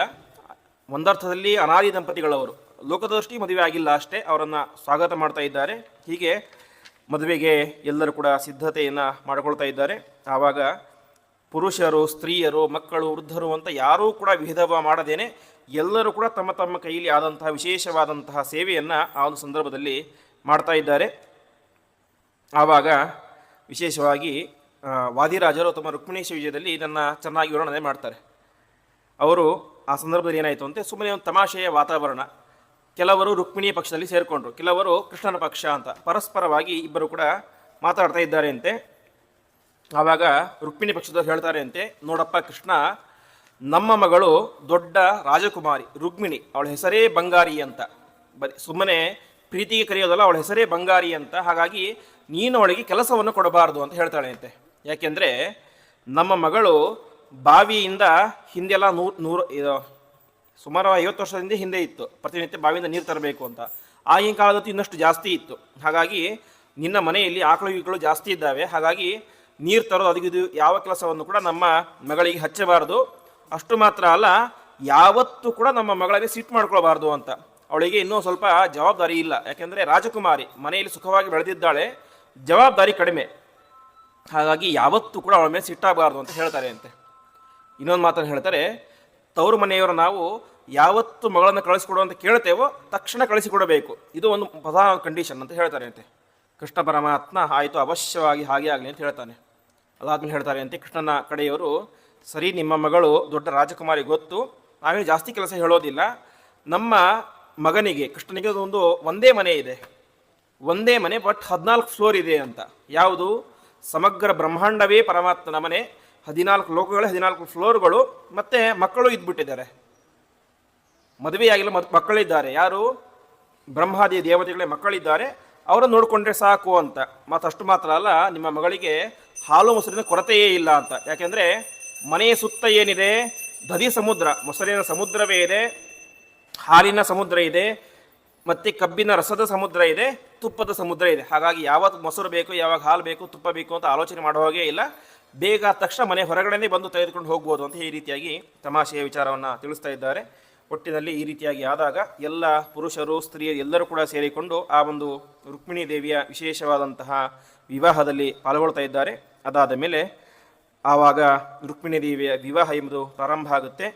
ಯಾವ ರೀತಿಯಾಗಿ ಹಿಂದೆ ಪುಣ್ಯಾವಚನಾದಿಗಳನ್ನು ಮಾಡಿದ್ದರೋ ಅದೇ ರೀತಿಯಾಗಿ ಇವತ್ತಿನ ದಿವಸವೂ ಕೂಡ ವಿಶೇಷವಾಗಿ ಆ ಪುಣ್ಯಾವಚನೆ, ನಾಂದಿ ಕ್ರಮ ಎಲ್ಲವನ್ನು ಕೂಡ ಮಾಡಿ ಆ ರುಕ್ಮಿಣೀದೇವಿ ವಿವಾಹಕ್ಕೆ ಸಿದ್ಧರಾಗ್ತಾರೆ. ಈ ಸಂದರ್ಭದಲ್ಲಿ ಭಾಗವತಲ್ಲಿ ಹೇಳುವಂತೆ ಲಕ್ಷ್ಮೀದೇವಿ ಅವಳು ವಿದ್ಯೆಗೆ ಅಭಿಮಾನಿಯಾದಂತಹ ದೇವತೆ. ಪರಮಾತ್ಮ ಯಾವುದರಿಂದ ತೃಪ್ತನಾಗ್ತೇನೆ ಅಂತ ಹೇಳಬೇಕಾದರೆ ಆಚಾರ್ಯರು ಹೇಳ್ತಾರೆ, ಜ್ಞಾನೇನೈವ ಪರಂಪದಂ ಅಂತ.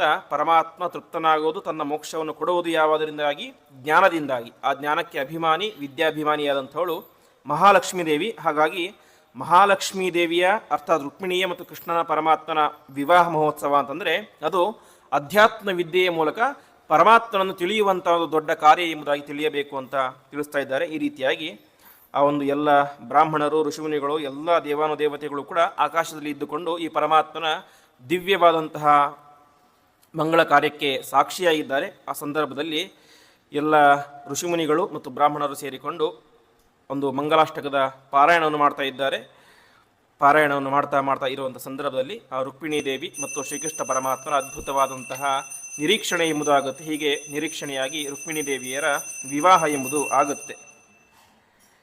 ಈ ಸಂದರ್ಭದಲ್ಲಿ ಜ್ಞಾನಿಗಳು ಹೇಳ್ತಾರೆ, ಪರಮಾತ್ಮನ ವಿವಾಹದಲ್ಲಿ ನಾವ್ಯಾಕೆ ಭಾಗಿಯಾಗಬೇಕು ಅಂತ. ವಾಸ್ತವಿಕವಾಗಿ ಪರಮಾತ್ಮನಿಗೆ ಇದು ಮದುವೆಯಿಂದ ಏನು ಕೂಡ ಉಪಯೋಗನೇ ಇಲ್ಲ. ಯಾಕೆಂದರೆ ಅವನಿಗೆ ಮದುವೆ ಆಗಿಲ್ಲ ಅಂತಿಲ್ಲ. ಯಾಕೆಂದರೆ ಲಕ್ಷ್ಮೀದೇವಿ ಮತ್ತು ಇವರಿಬ್ಬರು ಕೂಡ ಪರಮಾತ್ಮ ಅನಾದಿ ದಂಪತಿಗಳು ಅನಂತ ಕಾಲದವರೆಗೆ ಇರ್ತಾರೆ. ಹಾಗಾಗಿ ಅವರಿಗೆ ಮದುವೆ ಅಂದರೆ ಅರ್ಥ ಏನು ಅಂತಂದರೆ, ನಾವಿವತ್ತು ಕೇಳ್ತೇವೆ ಸೀತಾರಾಮ ಕಲ್ಯಾಣ ಆಗಲಿ ಅಥವಾ ಶ್ರೀನಿವಾಸ ಕಲ್ಯಾಣದಲ್ಲಿ ಮಾಂಗಲ್ಯ ಕಟ್ಟಬೇಕಾದ್ರೆ ಮಾಂಗಲ್ಯಂ ತಂತುನಾನೇನ ಜಗಜ್ಜೀವನ ಹೇತುನ ಅಂತ ಹೇಳ್ತಾರೆ. ಹಾಗಾಗಿ ಲಕ್ಷ್ಮೀ ಮತ್ತು ಪರಮಾತ್ಮರ ಮದುವೆ ಆಗೋದು ಯಾತಕ್ಕೋಸ್ಕರ ಅಂತಂದರೆ, ಆ ಮದುವೆಯಲ್ಲಿ ಯಾರು ಪಾಲ್ಗೊಳ್ತಾರೋ, ಯಾರು ಅದಕ್ಕೆ ಕಾರಣರಾಗಿರ್ತಾರೋ, ಯಾರು ಆ ಮದುವೆಯನ್ನು ಶ್ರವಣ ಮಾಡ್ತಾರೋ ಈ ಒಂದು ಪ್ರವಚನಾದಿಗಳ ಮೂಲಕ ಅವರಿಗೆ ಏನಾಗುತ್ತೆ, ಅತ್ಯಂತ ಮಂಗಲ ಎಂಬುದು ಆಗುತ್ತೆ. ಹಾಗಾಗಿ ಇದನ್ನು ಶ್ರವಣ ಮಾಡಬೇಕು, ಅದಕ್ಕೋಸ್ಕರ ಪರಮಾತ್ಮ ಮದುವೆ ಆಗ್ತಾನೆ ಎಂಬುದಾಗಿ ತಿಳಿಸ್ತಾ ಇದ್ದಾರೆ. ಹೀಗೆ ಅವರಿಬ್ಬರ ವಿವಾಹ ಎಂಬುದು ಆಗುತ್ತೆ. ನಂತರ ಆ ರುಕ್ಮಿಣಿಯರ ಮಗನಾಗಿ ಸಾಕ್ಷಾತ್ ಪ್ರದ್ಯುಮ್ನ ಎನ್ನುವಂತಹ ನೋಡ್ತಾರೆ. ಹೀಗೆ ಆ ಪ್ರದ್ಯುಮ್ನೇ ಅನಿರುದ್ಧ ಅಂತ ಈ ಒಂದು ಸಂತಾನ ಎಂಬುದು ಮುಂದುವರಿತಾ ಇರುತ್ತೆ. ಈ ಸಂದರ್ಭದಲ್ಲಿ ಪರಮಾತ್ಮ ಒಂದು ಮದುವೆ ಆಯಿತು, ರುಕ್ಮಿಣಿಯ ಮದುವೆ ಆಯಿತು. ಅದಾದ ಮೇಲೆ ಮಹಾಲಕ್ಷ್ಮೀ ದೇವಿ ಇಲ್ಲಿ ಒಟ್ಟು 2 ರೂಪಗಳಿಂದಾಗಿ ಅವತಾರ ಮಾಡಿರ್ತಾಳೆ. ಒಂದು ರೂಪ ರುಕ್ಮಿಣಿಯ ರೂಪ, ಇನ್ನೊಂದು ರೂಪ ಸತ್ಯಭಾಮಿಯ ರೂಪ ಅಂತ. ಅಲ್ಲಿ ದ್ವಾರಕಾಪಟ್ಟಣದಲ್ಲಿಯೇ ಹತ್ತಿರದಲ್ಲಿ ಒಬ್ಬ ರಾಜ ಇದ್ದ, ಸತ್ರಾಜಿತ್ ಎನ್ನುವಂತಹ ರಾಜ. ಅವನು ವಿಶೇಷವಾಗಿ ಸೂರ್ಯದೇವರನ್ನು ಕುರಿತು ತಪಸ್ಸನ್ನು ಮಾಡಿರ್ತಾನೆ. ಸೂರ್ಯದೇವರನ್ನು ಕುರಿತು ವಿಶೇಷವಾಗಿ ತಪಸ್ಸನ್ನು ಮಾಡಿ ಅವನಿಂದಾಗಿ ಸ್ಯಮಂತಕ ಮಣಿಯನ್ನು ಪಡೆದುಕೊಂಡಿರ್ತಾನೆ. ಆ ಸ್ಯಮಂತಕ ಮಣಿಯ ಪ್ರಭಾವ ಏನು ಅಂದರೆ, ಅದು ಪ್ರತಿನಿತ್ಯ 8 ಭಾರ ಬಂಗಾರ ಕೊಡ್ತಾ ಇತ್ತು ಅಂತೆ. 8 ಭಾರ ಅಂದರೆ, 1 ಭಾರ ಅಂದರೆ 20 ತೊಲೆ ಅಂತ, ಅಂದರೆ 200 ಗ್ರಾಮ್. 8 ತೊಲೆ ಅಂತಂದರೆ 8 ಭಾರ ಅಂತಂದರೆ ಸುಮಾರು 1600 ಗ್ರಾಮ್, 1.5 kg ಬಂಗಾರ ಪ್ರತಿನಿತ್ಯ ಕೊಡ್ತಾ ಇತ್ತು ಆ ಸ್ಯಮಂತಕ ಮಣಿ. ಅಷ್ಟು ಮಾತ್ರ ಅಲ್ಲ, ಆ ಸ್ಯಮಂತಕ ಮಣಿ ಎಲ್ಲಿ ಇರುತ್ತೋ ಆ ಸುತ್ತಮುತ್ತಲಿನ ಪ್ರದೇಶಗಳಲ್ಲಿ ಯಾವತ್ತೂ ಕೂಡ ದುರ್ಭಿಕ್ಷೆ ಅನ್ನೋದು ಆಗ್ತಾ ಇರಲಿಲ್ಲ ಅಂತ, ಪ್ರತಿನಿತ್ಯ ಸುಭಿಕ್ಷೆ ಆಗ್ತಾ ಇತ್ತು. ಅಂತಹ ಮಣಿಯನ್ನು ಕೃಷ್ಣ ಪರಮಾತ್ಮ ಸತ್ರಾಜಿತನ ಹತ್ರ ಇತ್ತು.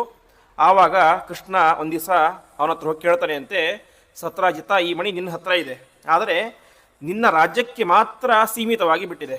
ಜಗತ್ತಿನಲ್ಲಿ ಅನೇಕ ರಾಜ್ಯಗಳಲ್ಲಿ, ಅನೇಕ ದೇಶಗಳಲ್ಲಿ ಕುಡಿಯಲಿಕ್ಕೆ ನೀರಿಲ್ಲ, ಆಹಾರ ಇಲ್ಲ, ತುಂಬ ಕಷ್ಟ ಇದೆ. ಹಾಗಾಗಿ ಈ ಮಣಿ ಏನಾಗಬೇಕು, ಲೋಕ ಕಲ್ಯಾಣಕ್ಕೋಸ್ಕರ ಯೂಸ್ ಆಗಬೇಕು. ಹಾಗಾಗಿ ಈ ಮಣಿಯನ್ನು ನನಗೆ ಕೊಟ್ಟುಬಿಡು, ನಾನು ನಿನಗೆ ಸ್ವಲ್ಪ ದಿವಸ ತಂದು ಕೊಡ್ತೇನೆ ಅಂತ ಹೇಳ್ತಾನೆ ಅಂತೆ. ಆವಾಗ ಕೃಷ್ಣ ಅವನ ಮಾತನ್ನು ಕೇಳಿ ಸತ್ರಾಜಿತ ಹೇಳ್ತಾನೆ, ಸರ್ವತಾ ಸಾಧ್ಯ ಇಲ್ಲ, ಇದನ್ನು ಪಡೆದುಕೊಂಡಿದ್ಯಾರು ನಾನು, ತಪಸ್ ಮಾಡಿದ್ಯಾರು ನಾನು, ಕಷ್ಟಪಟ್ಟಿದ್ಯಾರು ನಾನು. ಹಾಗಾಗಿ ಒಳ್ಳೆಯದಾದರೆ ಯಾರಿಗಾಗಬೇಕು, ನನ್ನ ಪ್ರಜೆಗಳಿಗೆ ಮಾತ್ರ ಆಗಬೇಕು ಅಂತ ಸ್ವಾರ್ಥದ ಮಾತನ್ನು ಆಡ್ತಾನೆ. ಕೃಷ್ಣ ಪರಮಾತ್ಮ ಜಾಸ್ತಿ ಮಾತಾಡೋದಿಲ್ಲ. ಸರಿ ಆಯಿತು ಅಂತ ವಾಪಸ್ ಬಂದುಬಿಡ್ತಾನೆ. ಸ್ವಲ್ಪ ದಿವಸ ಆದಮೇಲೆ ಏನಾಯಿತು, ಈ ಸತ್ರಾಜಿತನಿಗೆ ಒಬ್ಬ ಸಹೋದರ ಇದ್ದ, ಪ್ರಸೇನ ಅಂತ. ಆ ಪ್ರಸೇನ ಆ ಮಣಿಯನ್ನು ಹಾಕಿಕೊಂಡು ಬೇಟೆಯಾಡಲಿಕ್ಕೆ ಅಂತ ಹೋಗಿರ್ತಾನೆ. ಬೇಟೆಯಾಡಲಿಕ್ಕೆ ಅಂತ ಹೋದಾಗ ಒಂದು ಸಿಂಹ ಬಂದು ಅವನನ್ನು ಕೊಲ್ಲುತ್ತೆ. ಅದಾದ ಮೇಲೆ ಆ ಸಿಂಹವನ್ನು ಬಂದು ಒಬ್ಬ ಕರಡಿ ಕೊಲ್ಲುತ್ತೆ. ಆ ಕರಡಿಯನ್ನೇ ಸಾಕ್ಷಾತ್ ಜಾಂಬವಂತ. ಹೀಗೆ ಆ ಮಣಿಯನ್ನು ಆ ಕರಡಿ ತೆಗೆದುಕೊಂಡು ಹೋಗಿಬಿಡುತ್ತೆ. ಈ ಕಡೆ ರಾಜ್ಯದಲ್ಲಿ ವಿಚಾರ ಗೊತ್ತಾಯಿತು, ಸತ್ರಾಜಿತನ ತಮ್ಮನಾದಂಥ ಪ್ರಸೇನನನ್ನು ಯಾರೋ ಕೊಂದು ಮಣಿಯನ್ನು ಅಪಹಾರ ಮಾಡಿಕೊಂಡು ಹೋಗಿಬಿಟ್ಟಿದ್ದಾರೆ ಅಂತ. ಸಹಜವಾಗಿ ಯಾರ ಮೇಲೆ ಬರುತ್ತೆ ಅಪವಾದ? ಕೃಷ್ಣನ ಮೇಲೆ ಬರುತ್ತೆ. ಯಾಕೆಂದರೆ ಅವನೇ 1 ವಾರಗಳಿಗಿಂತ ಮುಂಚೆ ಬಂದು ಏನು ಮಾಡಿದ್ದ, ಮಣಿಯನ್ನು ಕೊಡು ಅಂತ ಒತ್ತಾಯ ಮಾಡಿದ್ದ, ಕೊಡಲಿಲ್ಲ. ಇವಾಗ ಯಾರು ಸತ್ತಿದ್ದಾರೆ? ಪ್ರಸೇನ ಸತ್ತಿದ್ದಾನೆ. ಹಾಗಾಗಿ ಕೃಷ್ಣನೇ ನನ್ನ ತಮ್ಮನನ್ನು ಕೊಂದು ಮಣಿಯನ್ನು ಅಪಹಾರ ಮಾಡಿಕೊಂಡು ಹೋಗಿದ್ದಾನೆ ಅಂತ ಅವನು ಭ್ರಮಿಸಿಬಿಟ್ಟ. ಅಷ್ಟು ಮಾತ್ರ ಅಲ್ಲ, ಎಲ್ಲ ಕಡೆಗೆ ಇದೇ ರೀತಿಯಾದ ಅಪಪ್ರಚಾರವನ್ನು ಕೂಡ ಮಾಡಿಬಿಡ್ತಾನೆ. ಇಷ್ಟು ಆದಾಗ ಕೃಷ್ಣ ಸುಮ್ಮನಿರ್ಬೋದಾಗಿತ್ತು, ಅದೇನು ದೊಡ್ಡ ವಿಚಾರ ಅಲ್ಲ. ಆದರೆ ಒಂದು ದೊಡ್ಡ ರಾಜನೀತಿಯನ್ನು ತಿಳಿಸ್ತಾ ಇದ್ದಾನೆ. ರಾಜರು ಯಾವತ್ತೂ ಕೂಡ ತಮ್ಮ ಮೇಲೆ ಏನಾದರೂ ದೊಡ್ಡ ಅಪವಾದ ಬಂದರೆ ಅದನ್ನು ಮೊದಲು ಪರಿಹಾರ ಮಾಡ್ಕೊಳ್ಬೇಕು ಅಂತ. ಯಾಕೆಂದರೆ ಅಪವಾದ ಹಾಗೆ ಇದ್ಬಿಟ್ರೆ ಏನಾಗುತ್ತೆ, ಪ್ರಜೆಗಳಿಗೆ ರಾಜನ ಮೇಲೆ ನಂಬಿಕೆ ಹೋಗಿಬಿಡುತ್ತೆ. ಹಾಗಾಗಿ ಮೊದಲು ತಮ್ಮ ಒಂದು ಅಪವಾದ ಪರಿಹಾರ ಮಾಡ್ಕೊಳ್ಬೇಕು ಅಂತ ಪರಮಾತ್ಮ ತಾನೇ ಮಾಡ್ತಾ ಇದ್ದಾನೆ. ಆ ಕಾಡಿಗೆ ಹೋಗ್ತಾನೆ. ಕಾಡಿಗೆ ಹೋಗಿ ನೋಡ್ತಾನೆ, ಪ್ರಸೇನ ಅವನ ಶವ ಬಿದ್ದಂಥ ಸ್ಥಳ ಇರುತ್ತೆ. ಆ ಶವದರ ಸುತ್ತಲೂ ಕೂಡ ಒಂದು ಸಿಂಹದ ಹೆಜ್ಜೆ ಗುರುತುಗಳು ಇರ್ತವೆ. ಅದನ್ನು ಹುಡುಕಿಕೊಂಡು ಹೋಗ್ತಾನೆ. ಅಲ್ಲಿ ಒಂದು ಕಡೆ ಸಿಂಹದ ಶವ ಬಿದ್ದಿರುತ್ತೆ. ಆವಾಗ ಗೊತ್ತಾಗುತ್ತೆ ಪ್ರಸೇನನನ್ನು ಸಿಂಹ ಕೊಂದಿದೆ, ಸಿಂಹವನ್ನು ಯಾರೊಬ್ಬರು ಕೊಂದಿದ್ದಾರೆ ಅಂತ. ಅಲ್ಲಿ ನೋಡ್ತೆ ಮತ್ತೆ ಕರಡಿ ಹೆಜ್ಜೆ ಗುರುತಿರುತ್ತೆ. ಅದರ ಹಿಂದೆ ಹೋಗಿ ನೋಡಿದಾಗ ಜಾಂಬವಂತನ ಗುಹೆ ಇರುತ್ತೆ. ಆ ಜಾಂಬವಂತನ ಗುಹೆಗೆ ಹೋದಾಗ ಅಲ್ಲಿ ಜಾಂಬವಂತ ಇರ್ತಾನೆ. ಅವನೊಟ್ಟಿಗೆ ಅನೇಕ ದಿವಸಗಳ ಕಾಲ ಯುದ್ಧವನ್ನು ಮಾಡಿ ತಾನು ಆ ಒಂದು ಮಣಿಯನ್ನು ತೆಗೆದುಕೊಂಡು ಬಂದು ಇವನಿಗೆ ಸತ್ರಾಜಿತನಿಗೆ ಕೊಡ್ತಾನೆ. ಆವಾಗ ಜಾಂಬವಂತನು ಕೂಡ ಕ್ಷಮೆಯನ್ನು ಕೇಳ್ತಾನೆ ಅಂತೆ.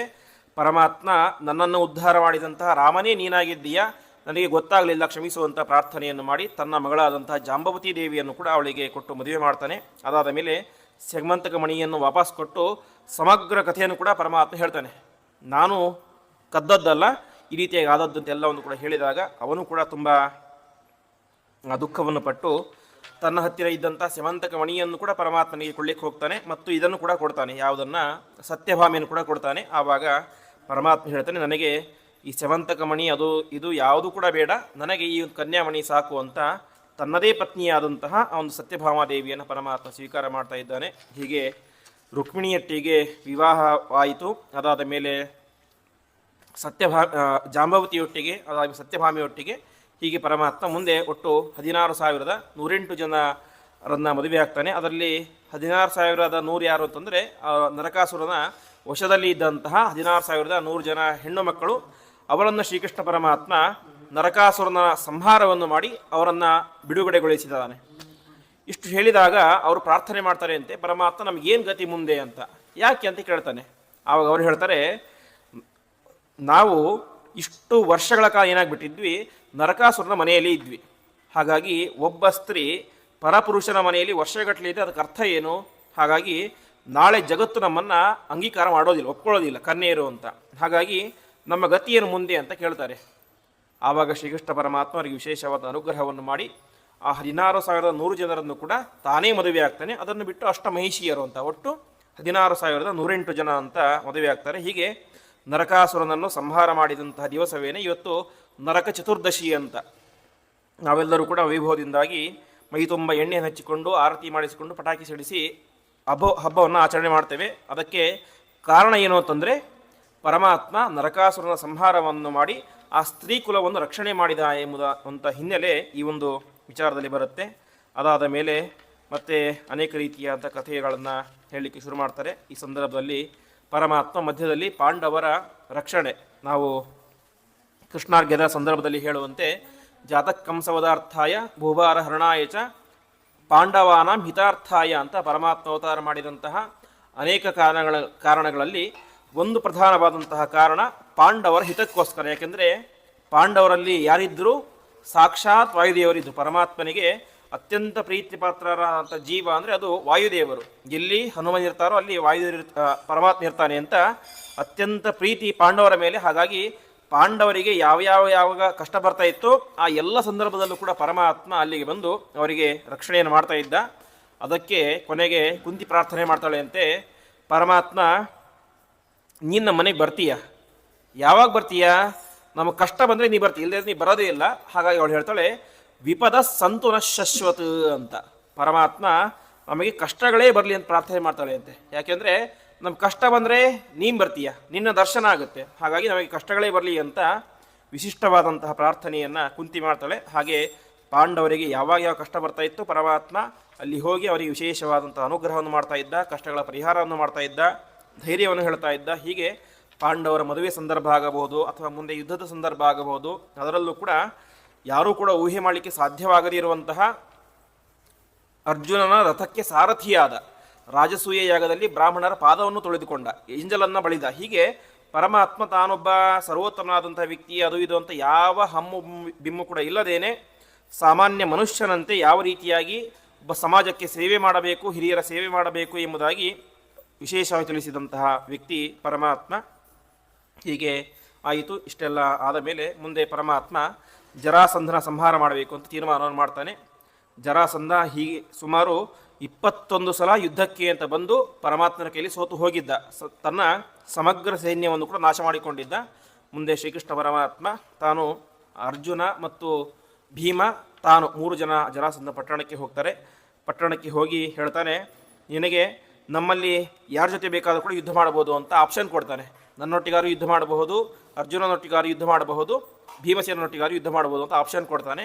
ಆವಾಗ ಅವನು ಭೀಮಸೇನೊಟ್ಟಿಗೆ ಯುದ್ಧವನ್ನು ಮಾಡ್ತಾನೆ ಅಂತ ತೀರ್ಮಾನ ಮಾಡ್ತಾನೆ. ಯಾಕೆಂದರೆ ಅರ್ಜುನ ತುಂಬ ದುರ್ಬಲನಾದಂತಹ ವ್ಯಕ್ತಿ. ಹಾಗಾಗಿ ಅರ್ಜುನನ ಮೇಲೆ ನಾನು ಗೆದ್ದರೆ ನನಗೇನು ಕೀರ್ತಿ ಬರೋದಿಲ್ಲ.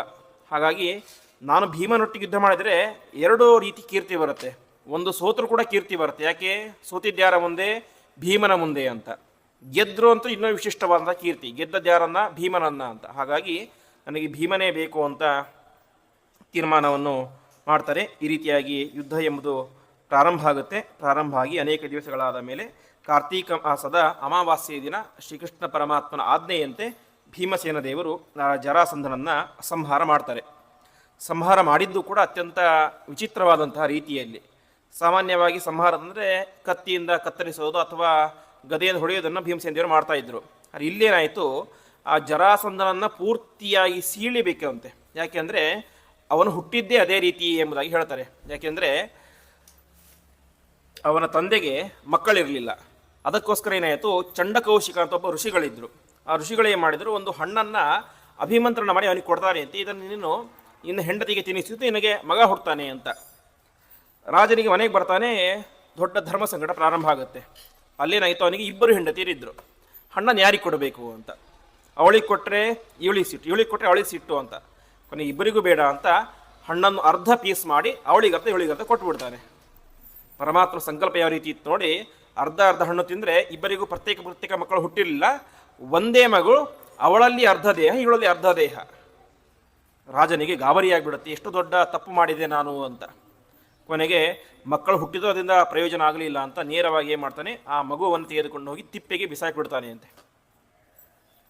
ರಾತ್ರಿಯ ಸಂದರ್ಭ, ಒಬ್ಬಳು ರಾಕ್ಷಸಿ ಬಂದು, ಜರ ಎನ್ನುವಂಥ ರಾಕ್ಷಸಿ. ಅವಳ ಸ್ವಭಾವ ಏನು? ನರಭಕ್ಷಕ ರಾಕ್ಷಸಿ. ಮಕ್ಕಳನ್ನು ತಿನ್ನುವಂತಹ, ಮನುಷ್ಯರನ್ನು ತಿನ್ನುವಂಥ ರಾಕ್ಷಸಿ ಅವಳು. ಬಂದು ನೋಡ್ತಾಳೆ, ಎಲ್ಲೋ ಎಳೆ ಮಾಂಸದ ವಾಸನೆ ಬರ್ತಾ ಇದೆ. ಬಂದು ನೋಡ್ತಾಳೆ, ಒಂದು ಮಗು 2 ದೇಹವಾಗಿ ಬಿದ್ದುಬಿಟ್ಟಿದೆ. ಸರಿ, ಯಾರೋ ಕೊಂದು ಹಾಕಿದ್ದಾರೆ ತಂದುಕೊಂಡು 2 ಕೈ ಎತ್ತಿಕೊಂಡು ಇನ್ನೇನು ತಿನ್ನಬೇಕು, ಮಗುವನ್ನು ಜೋಡಿಸ್ತಾಳೆ. ಟಚ್ ಆಗುತ್ತೆ, ತಕ್ಷಣ ಆ ಮಗುವಿಗೆ ಜೀವ ಬಂದ್ಬಿಡುತ್ತೆ ಅಂತೆ. ಹೀಗೆ ಆ ಮಗುವಿಗೆ ನಾಮಕರಣ ಏನಾಯಿತು ಮುಂದೆ, ಜರಾಸಂಧ ಅಂತ. ಸಂಧ ಅಂದರೆ ಕೂಡೋದು, ಜಾಯಿಂಟ್ ಆಗೋದು ಅಂತ. ಜರೆ ಇವಳನ್ನು ಕೂಡಿಸಿದ, ಹಾಗಾಗಿ ಅವನಿಗೆ ಏನು ಹೆಸರು ಬಂತು, ಜರಾಸಂಧ ಅಂತ ನಾಮಕರಣ ಆಯಿತು. ಹಾಗಾಗಿ ಅವನನ್ನು ಕೊಲ್ಲೋದು ಕೂಡ ಅದೇ ರೀತಿ ಕೊಲ್ಲಬೇಕಾಗಿತ್ತು. ಸುಮ್ಮನೆ ತಲೆ ಕತ್ತರಿಸಿ ಸಾಯ್ತಾ ಇರಲಿಲ್ಲ ಅವನು. ಅವನ ದೇಹವನ್ನು 2 ಭಾಗವನ್ನಾಗಿ ಮಾಡಿದಾಗಲೇ ಸಾಯ್ತಾ ಇದ್ದ. ಹೀಗೆ ಪರಮಾತ್ಮನ ಆಜ್ಞೆಯಂತೆ ಆ ಜರಾಸಂಧನನ್ನು ಭೀಮಸೇನ ದೇವರು ಸಂಹಾರವನ್ನು ಮಾಡಿ ಜಗತ್ತಿಗೆ ಉತ್ತಮವಾದಂತಹ ಅನುಗ್ರಹವನ್ನು ಮಾಡ್ತಾ ಇದ್ದಾರೆ. ಈ ರೀತಿಯಾಗಿ ಆದ ಮೇಲೆ ಮತ್ತೆ ಮುಂದೆ ಭಾಗವತದಲ್ಲಿ ಕುಚೇಲ ಉಪಾಖ್ಯಾನ ಅಂತ ಮತ್ತೆ ಪ್ರಸಿದ್ಧವಾದಂಥ ಸುಧಾಮನ ಕತೆ. ಏನೂ ಇಲ್ಲದೆ ಇರುವಂಥ ದಟ್ಟ ದರಿದ್ರನಾದಂತಹ ಸುಧಾಮ ಕೃಷ್ಣ ಪರಮಾತ್ಮನ ಬಾಲ್ಯದ ಸ್ನೇಹಿತ. ಕುಚೇಲ ಅಂದರೆ ಚೇಲ ಅಂದರೆ ಬಟ್ಟೆ, ಕುಚೇಲ ಅಂದರೆ ಕೆಟ್ಟ ಬಟ್ಟೆ ಅಂತ. ಅಂದರೆ ಅವನಿಗೆ ಮೈ ಮೇಲೆ ಸರಿಯಾಗಿ ಬಟ್ಟೆ ಕೂಡ ಇರಲಿಲ್ಲ ಅಂತೆ, ಅಷ್ಟು ಗತಿಗೆಟ್ಟಂತಹ ಬ್ರಾಹ್ಮಣ ಪಾಪ. ಅದಕ್ಕಾಗಿ ಅವನ ಹೆಸರೇ ಕುಚೇಲ ಅಂತ ಇಟ್ಟುಬಿಟ್ಟಿದ್ರು. ಹೆಸರು ಪಾಪ ಸುಧಾಮ, ಒಳ್ಳೆಯ ಹೆಸರಿಟ್ಟಿತ್ತು. ಆದರೆ ಜನ ಕರಿತಾ ಇದ್ದದ್ದೇನು, ಕುಚೇಲ ಅಂತ, ಸರಿಯಾಗಿ ಬಟ್ಟೆ ಇಲ್ಲದೆ ಇರೋನು ಅಂತ. ಅಷ್ಟು ದರಿದ್ರ ಅಂತ ವ್ಯಕ್ತಿಗೆ ಪರಮಾತ್ಮ ಏನು ಮಾಡಿದ, ಅಯಂ ಹಿ ಪರಮೋಲಾಭ ಉತ್ತಮ ಶ್ಲೋಕ ದರ್ಶನಂ ಇದು ಸಂಚಿತ್ಯ ಮನಸ ಗಮನಾಯ ಮನೋದದೆ ಅಂತ. ಪರಮಾತ್ಮನ ದರ್ಶನ ಆದರೆ ಸಾಕು ಅಂತ ಅವನು ಭಾವಿಸಿ ಏನು ಮಾಡಿದ, ಏನು ಕೇಳಲಿಲ್ಲ ಅವನ ಹತ್ರ. ಆದರೆ ಪರಮಾತ್ಮ ಏನು ಮಾಡಿದ, ಅವನಿಗೆ ಕೇಳದೇ ಇದ್ದದಕ್ಕಿಂತಲೂ ಕೂಡ ಜಾಸ್ತಿಯಾಗಿ ಕೊಟ್ಟು ಅವನಿಗೆ ವಿಶೇಷವಾದ ಸಂಪತ್ತನ್ನು ಕೊಡ್ತಾನೆ. ಹೀಗೆ ಸುಧಾಮನಿಗೆ ಪರಮಾತ್ಮ ಅನುಗ್ರಹವನ್ನು ಮಾಡಿದ. ಹೀಗೆ ಮತ್ತೆ ಮುಂದೆ ಪಾಂಡವರ ಯುದ್ಧ ಎಂಬುದು ಪ್ರಾರಂಭ ಆಗುತ್ತೆ. ಪಾಂಡವರ ಯುದ್ಧದಲ್ಲಿ ಪರಮಾತ್ಮ ತಾನು ಅರ್ಜುನನ ರಥದ ಸಾರಥಿಯಾಗಿ 18 ದಿವಸಗಳ ಕಾಲ ಸಮಗ್ರ ರಥವನ್ನು ಮುಂದೆ ನಡೆಸ್ತಾ ಇದ್ದಾನೆ. ನಡೆಸಿದ ಮೇಲೆ ಕೊನೆಯ ದಿವಸ ಹೇಳ್ತಾನೆ ಅಂತೆ, ಸರಿ ನೀನು ರಥದಿಂದ ಇಳಿ ಅಂತ ಅರ್ಜುನನಿಗೆ ಹೇಳ್ತಾನೆ. ಅರ್ಜುನನಿಗೆ ಆಶ್ಚರ್ಯ ಆಗುತ್ತೆ. ಯಾಕೆಂದರೆ ಪ್ರತಿನಿತ್ಯವೂ ಕೂಡ ಕೃಷ್ಣ ಮೊದಲು ಇಳಿತಾ ಇದ್ದ. ಸಾಮಾನ್ಯವಾಗಿ ನಿಯಮ ಏನು, ಡ್ರೈವರ್ ಮತ್ತು ಓನರ್ ಇದ್ದಾಗ ಡ್ರೈವರ್ ಮೊದಲು ಇಳಿತಾನೆ, ಇಳಿದು ಡೋರ್ ತೆಗಿತಾನೆ, ಆಮೇಲೆ ಓನರ್ ಇಳಿತಾನೆ ಅಂತ. ಪ್ರತಿನಿತ್ಯ ಕೃಷ್ಣನ್ ಹಾಗೆ ಮಾಡ್ತಾ ಇದ್ದಂತೆ. ಪಾಪ ಅರ್ಜುನನ ಮೇಲೆ ಅಷ್ಟು ಪ್ರೀತಿ, ತಾನು ಮೊದಲು ಇಳಿದು ಅದರ ಬಾಗಿಲು ತೆಗಿತಾ ಇದ್ದ, ಆಮೇಲೆ ಅರ್ಜುನ ಇಳಿತಾ ಇದ್ದ. ಯುದ್ಧ ಎಲ್ಲ ಮುಗಿದ ಮೇಲೆ ಹೇಳಿದ, ಕೊನೆಯ ದಿವಸ ಯುದ್ಧದಲ್ಲಿ ಅರ್ಜುನ ನೀನು ಮೊದಲು ಇಳಿ ಅಂತ. ಇದ್ಯಾಕೆ ಈ ರೀತಿ ಹೇಳ್ತಾ ಇದ್ದೀಯಾ, ನೀನು ಇಳಿ ಫಸ್ಟ್ ಅಂತ ಹೇಳ್ತಾನೆ ಅಂತ. ಸಹಜ ಸಲುಗೆ ಇತ್ತು, ಅದಕ್ಕೆಲ್ಲ ಇವತ್ತು ನೀನೇ ಇಳಿಬೇಕು ಅಂತ ಹೇಳ್ತಾನೆ. ಸರಿ ಅಂತ ಅರ್ಜುನ ಇಳಿದ. ಅರ್ಜುನ ಇಳಿದ ಮೇಲೆ ಕೃಷ್ಣ ಇಳಿದ. ಕೃಷ್ಣ ಇಳಿದದ್ದೇ ತಡ ಇಡೀ ರಥ ಬೂದಿಯಾಗಿ ಹೋಗ್ಬಿಡ್ತು, ಭಸ್ಮವಾಗಿ ಹೋಗ್ಬಿಡ್ತು. ಅರ್ಜುನನಿಗೆ ಪೂರ್ತಿ ಹೆದರಿಕೆ ಆಗಿಬಿಡ್ತು, ಇದ್ಯಾಕೆ ಈ ರೀತಿ ಆಯಿತು ಅಂತ. ಅದಕ್ಕೆ ಆವಾಗ ಕೃಷ್ಣ ಹೇಳ್ತಾನೆ, ನೋಡು ಅರ್ಜುನ, ನಿನ್ನ ಜೊತೆಗೆ ಯುದ್ಧ ಮಾಡಿದಂಥ ಪರಾಕ್ರಮಿಗಳು ಸಾಮಾನ್ಯರಲ್ಲ. ಒಬ್ಬೊಬ್ಬರು ಕೂಡ ದೊಡ್ಡ ದೊಡ್ಡ ಅತಿರಥ ಮಹಾರಥರು. ಯಾರ್ಯಾರು?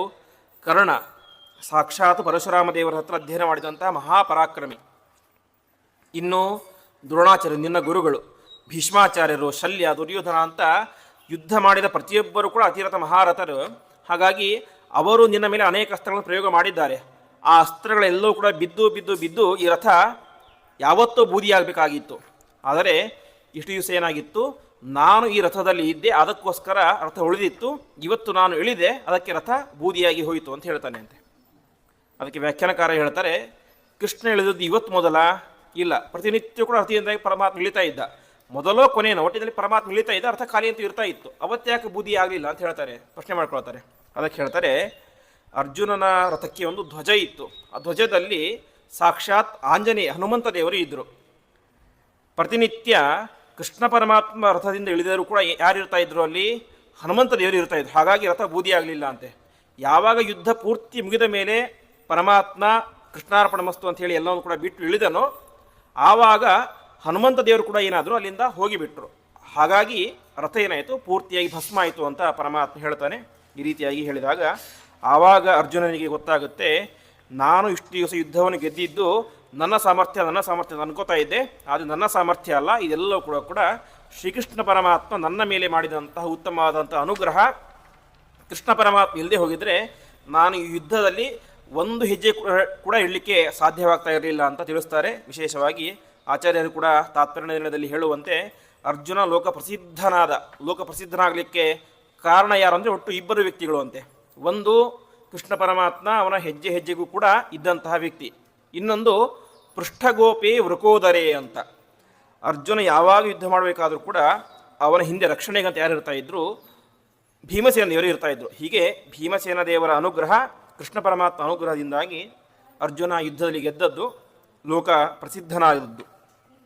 ಈ ರೀತಿಯಾಗಿ ಅದರ ಚಿಂತನೆಯನ್ನು ತಿಳಿಸಿ ಮುಂದೆ ಏಕಾದಶ ಸ್ಕಂದದಲ್ಲಿ ಅನೇಕ ರೀತಿಯಾದಂಥ ಗೀತೆಗಳು ಬರ್ತವೆ. ಗೀತೆ ಅಂತಂದರೆ ಅವಧೂತ ಗೀತೆ, ಕಣಗೀತೆ ಮತ್ತು ಉದ್ಧವ ಗೀತೆ ಅಂತ ಪ್ರಸಿದ್ಧವಾದಂಥ ಗೀತೆಗಳು ಬರ್ತವೆ. ಅಲ್ಲಿ ವಿಶೇಷವಾಗಿ ನಾವು ಯಾವ ರೀತಿ ಇರಬೇಕು, ಯಾವ ರೀತಿ ಇರಬಾರ್ದು ಅಂತ ಅನೇಕ ರೀತಿಯಾದ ಉಪದೇಶಗಳನ್ನು ನಮಗೆ ಮಾಡುವಂಥ ದೊಡ್ಡ ಭಾಗ ಇದೆ. ಅದರಲ್ಲಿ ಹೇಳ್ತಾರೆ, ಶೌಚಂ ತಪಸ್ಥಿತಿಕ್ಷಾಚ ಮೌನಂ ಸ್ವಾಧ್ಯಾಯ ಮಾರ್ಜವಂ ಬ್ರಹ್ಮಚರ್ಯ ಮಹಿಂಸಾಚ ಸಮತ್ವಂ ದ್ವಂದ್ವ ಸನ್ನಿಯೋ ಅಂತ ನಾವು ಅನೇಕ ರೀತಿಯಾದ ಗುಣಗಳನ್ನು ನಮ್ಮಲ್ಲಿ ಅಳವಡಿಸಿಕೊಳ್ಳಬೇಕು. ಅದರಲ್ಲಿ ಪ್ರಧಾನವಾದದ್ದು ಶೌಚ. ಯಾವುದೇ ಕರ್ಮವಾಗಲಿ ಅದು ಸಾಫಲ್ಯ ಕಾಣಬೇಕು ಅಂದರೆ ಮೊದಲು ಬೇಕಾದದ್ದು ಶುಚಿ. ಕ್ಲೀನಾಗಿದ್ದರೆ ಎಲ್ಲ ಕೂಡ ನಡೆಯುತ್ತೆ. ಒಂದು ಹಾಲಿರುತ್ತೆ, ಹಾಲನ್ನು ಕಾಯಿಸಿ ನಾವು ಚೆನ್ನಾಗಿ ಪಾಯಸ ಮಾಡಬೇಕು, ಏನೋ ಮಾಡಬೇಕು ಅಂದರೆ ಮೊದಲು ಏನಾಗಿರಬೇಕು, ಪಾತ್ರೆ ಶುದ್ಧ ಇರಬೇಕು. ಪಾತ್ರೆಯಲ್ಲಿ ಸ್ವಲ್ಪ ಕೊಳೆ ಇದ್ರೆ ಏನಾಗ್ಬಿಡುತ್ತೆ, ಇಡೀ ಹಾಲು ಒಡೆದು ಹೋಗಿಬಿಡುತ್ತೆ. ಅದಕ್ಕೆ ಕೂಡ ಪ್ರಯೋಜನಕ್ಕೆ ಬರೋದಿಲ್ಲ. ಹಾಗೆ ಯಾವುದೇ ಕ್ರಮ ಆಗಲಿ, ಸಂಧ್ಯಾ ವಂದನೆ ಆಗಲಿ, ದೇವರ ಪೂಜೆ ಆಗಲಿ, ಧ್ಯಾನ ಆಗಲಿ, ಯಾವುದೇ ಆಗಲಿ, ಒಟ್ಟಿನಲ್ಲಿ ಶೌಚ ಎನ್ನುವುದು ಅತ್ಯಂತ ಪ್ರಧಾನವಾದದ್ದು. ಅಷ್ಟು ಮಾತ್ರ ಅಲ್ಲ, ನಾವು ಅಂದ್ಕೊಂಡಿರ್ತೇವೆ ಸ್ನಾನವೇ ಶುಚಿಗೆ ಕಾರಣ ಅಂತ. ಆದರೆ ಹೇಳ್ತಾರೆ, ಸ್ನಾನ ಮಾಡೋದಕ್ಕಿಂತಲೂ ಕೂಡ ಮುಂಚೆ ನಾವೇನಾಗಿರಬೇಕು, ಶುಚಿಯಾಗಿರಬೇಕು ಅಂತ. ಅದಕ್ಕೋಸ್ಕರವೇ ಮೃತ್ತಿಕಾ ಶೌಚ ಅಂತ ಹೇಳ್ತಾರೆ. ಮೃತ್ತಿಕೆ ಹಚ್ಚಿಕೊಂಡು ಶುಚಿಗಳಾಗಿ ಆಮೇಲೆ ಸ್ನಾನ ಮಾಡಬೇಕು ಅಂತ. ಹಾಗಾಗಿ ಸ್ನಾನವೇ ಶೌಚ ಅಲ್ಲ, ಸ್ನಾನ ಮಾಡಬೇಕಾದ್ರೂ ಕೂಡ ಮುಂದೆ ಶುಚಿಯಾಗಿ ಸ್ನಾನ ಮಾಡಬೇಕು ಅಂತ. ಹೀಗೆ ಅನೇಕ ರೀತಿಯಾದ ಶೌಚಗಳಿದ್ದಾವೆ. ಅದಾದಮೇಲೆ ತಪಸ್ಸನ್ನು ಮಾಡಬೇಕು. ತಪಸ್ಸಂದರೆ ಕಾಡಿಗೆ ಹೋಗಿ ಮೂಗು ಮುಚ್ಕೊಂಡು ಕಣ್ಣು ಮುಚ್ಕೊಂಡು ಕೊಡೋದೇ ತಪಸ್ಸಲ್ಲ. ತಪಸ್ ಶಬ್ದಕ್ಕೆ ಸಂಸ್ಕೃತದಲ್ಲಿ ಹೇಳುವಂತೆ ತಪ ಆಲೋಚನೆ ಅಂತ. ಪರಮಾತ್ಮನನ್ನು ಮನಸ್ಸಿನಲ್ಲಿ ಆಲೋಚನೆ ಮಾಡೋದೇನೆ ತಪಸ್ಸು ಅಂತ. ಅದಕ್ಕೆ ಕಾಡೇ ಬೇಕಾಗಿಲ್ಲ. ಸಾರೋದ್ಧಕಾರರು ದೇಹ ಪ್ರಶಂಸಾ ಪ್ರಕರಣದಲ್ಲಿ ಹೇಳ್ತಾರೆ, ಮನಸ್ಸಿನಲ್ಲಿ ಪರಮಾತ್ಮನನ್ನು ನಿಗ್ರಹ ಇಟ್ಟುಕೊಳ್ಳುವಂತಹ ಸಾಮರ್ಥ್ಯ ಇರುವಂಥ ವ್ಯಕ್ತಿಗೆ ಮನೆಯಾದರೇನು, ಕಾಡಾದರೇನು ಅಂತ. ಕಾಡಿಗೆ ಹೋದಾಗಲೂ ಕೂಡ ಮನೆ ನೆನಪಾಯಿತು, ಮಕ್ಕಳ ನೆನಪಾದರು, ಮಡದಿ ನೆನಪಾದರು ಅಂತಂದರೆ ಅದಕ್ಕೆ ಉಪಯೋಗವೇ ಇಲ್ಲ. ಅದೇ ಮನೆಯಲ್ಲಿ ಇದ್ದುಕೊಂಡು ಏಕಾಂತವಾಗಿ ಸಾಧನೆ ಮಾಡಲಿಕ್ಕೆ ಸಾಮರ್ಥ್ಯ ಇದ್ದರೆ ಮನೆಯಲ್ಲಿದ್ದರೂ ಕೂಡ ಅವನೇ ಮಾಡಬಹುದು, ತಪಸ್ಸನ್ನು ಮಾಡಬಹುದು ಅಂತ ಹೇಳ್ತಾರೆ. ಈ ರೀತಿಯಾಗಿ ತಪಸ್ಸು ಮಾಡಬೇಕು. ತಿತಿಕ್ಷ, ಏನು ಬಂದರೂ ಕೂಡ ಅದನ್ನು ಸಮಾನವಾಗಿ ಸ್ವೀಕಾರ ಮಾಡುವಂಥ ಮನಸ್ಥಿತಿ ಇರಬೇಕು. ಪ್ರಧಾನವಾಗಿ ಸ್ವಾಧ್ಯಾಯ, ಅಧ್ಯಯನ, ಅಧ್ಯಾಪನ ಎಲ್ಲವೂ ಕೂಡ ಇರಬೇಕು. ಬ್ರಹ್ಮಚರ್ಯ ಇರಬೇಕು, ಅಹಿಂಸೆ ಇರಬೇಕು, ಸಮತ್ವ ಇರಬೇಕು. ಆಮೇಲೆ ಸರ್ವತ್ರ ಈಶ್ವರ ಅನ್ವೀಕ್ಷಾಂ, ಎಲ್ಲ ಕಡೆಯೂ ಕೂಡ ಪರಮಾತ್ಮ ಇದ್ದಾನೆ ಎನ್ನುವಂತಹ ಒಂದು ಭಾವನೆ ಇರಬೇಕು. ಆಮೇಲೆ ವಿವಿಕ್ತ ಚೀರವಸನ, ಮೈ ಮೇಲಿನ ಬಟ್ಟೆಯ ಮೇಲೆ ಅತಿಯಾದ ವ್ಯಾಮೋಹ ಇರಬಹುದು. ಏನು ಬಟ್ಟೆ ಸಿಗುತ್ತೋ ಅದನ್ನು ಹಾಕ್ಕೊಂಡು ಸಾಧನೆ ಮಾಡ್ತಾ ಇರಬೇಕು.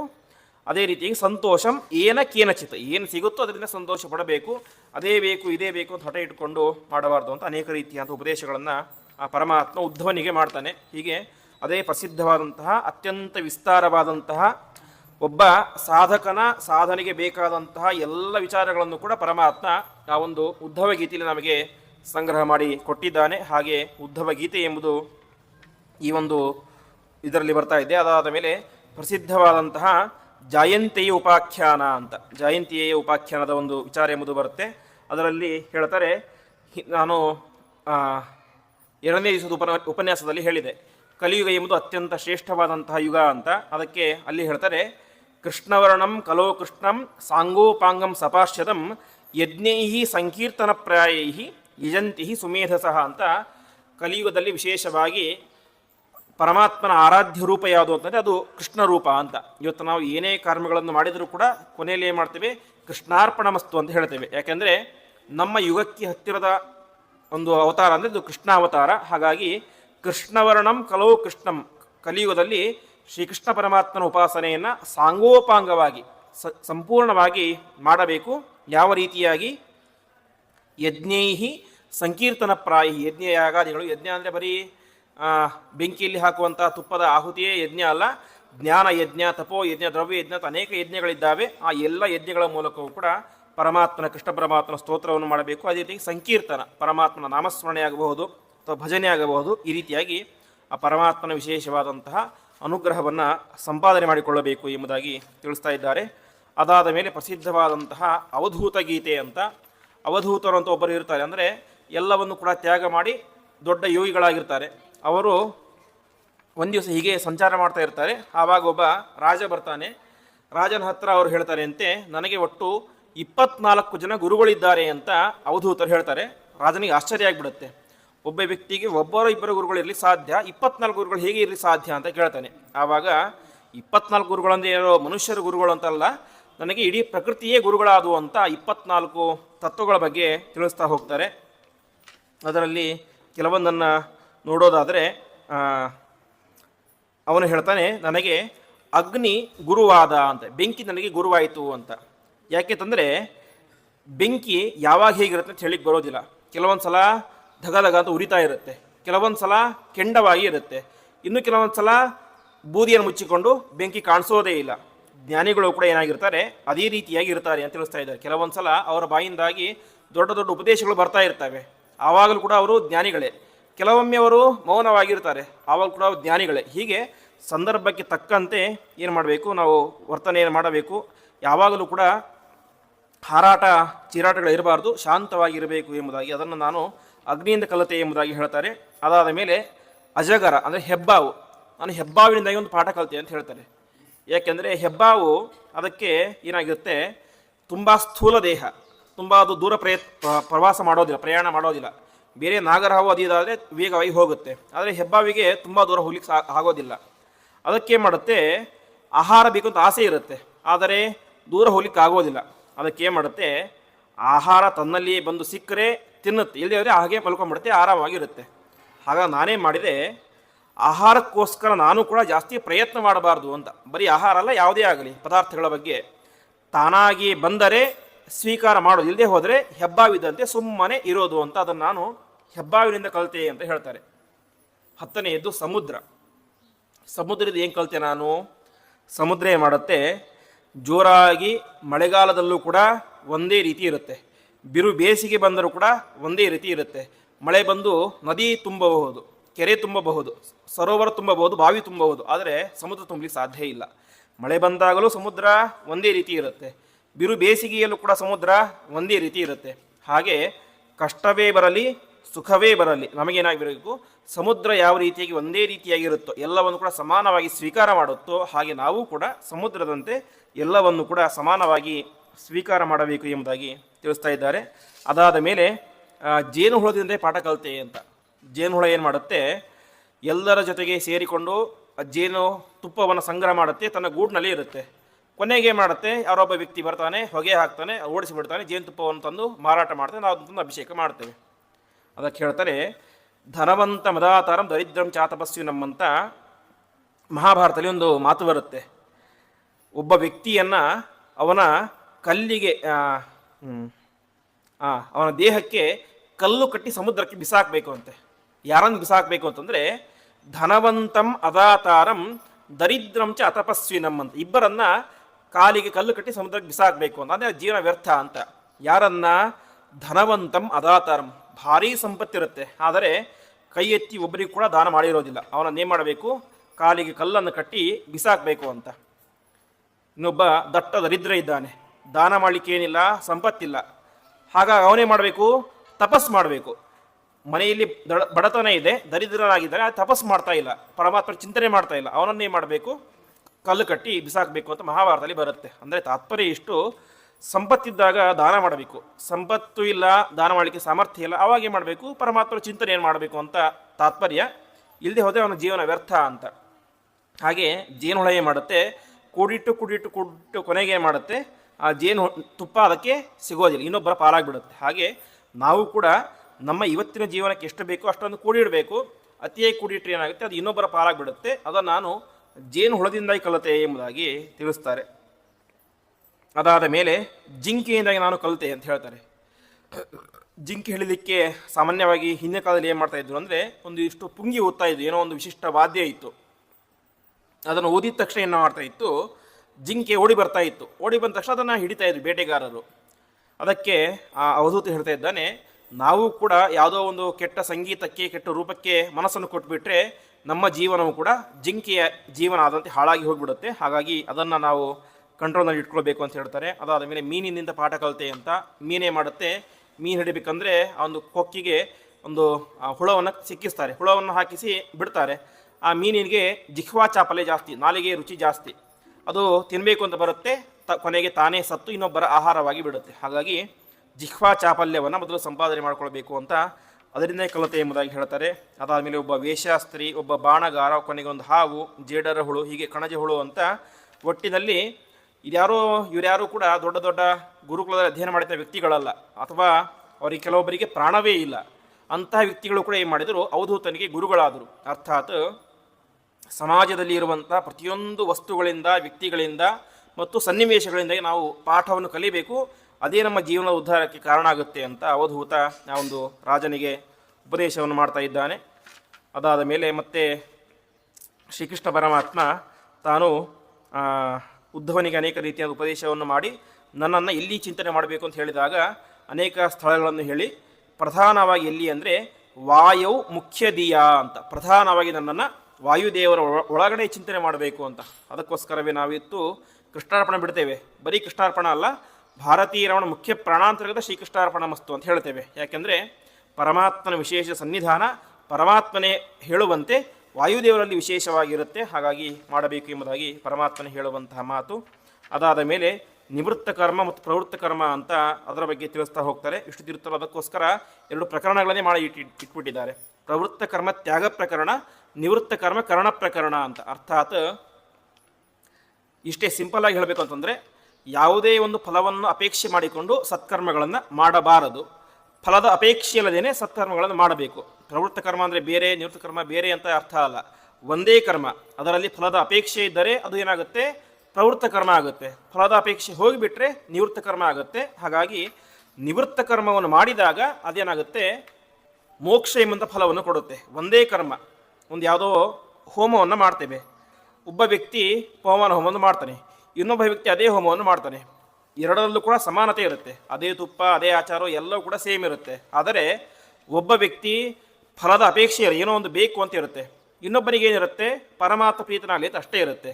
ಆವಾಗ ಫಲದಲ್ಲಿ ವ್ಯತ್ಯಾಸ ಆಗುತ್ತೆ ಅಂತೆ.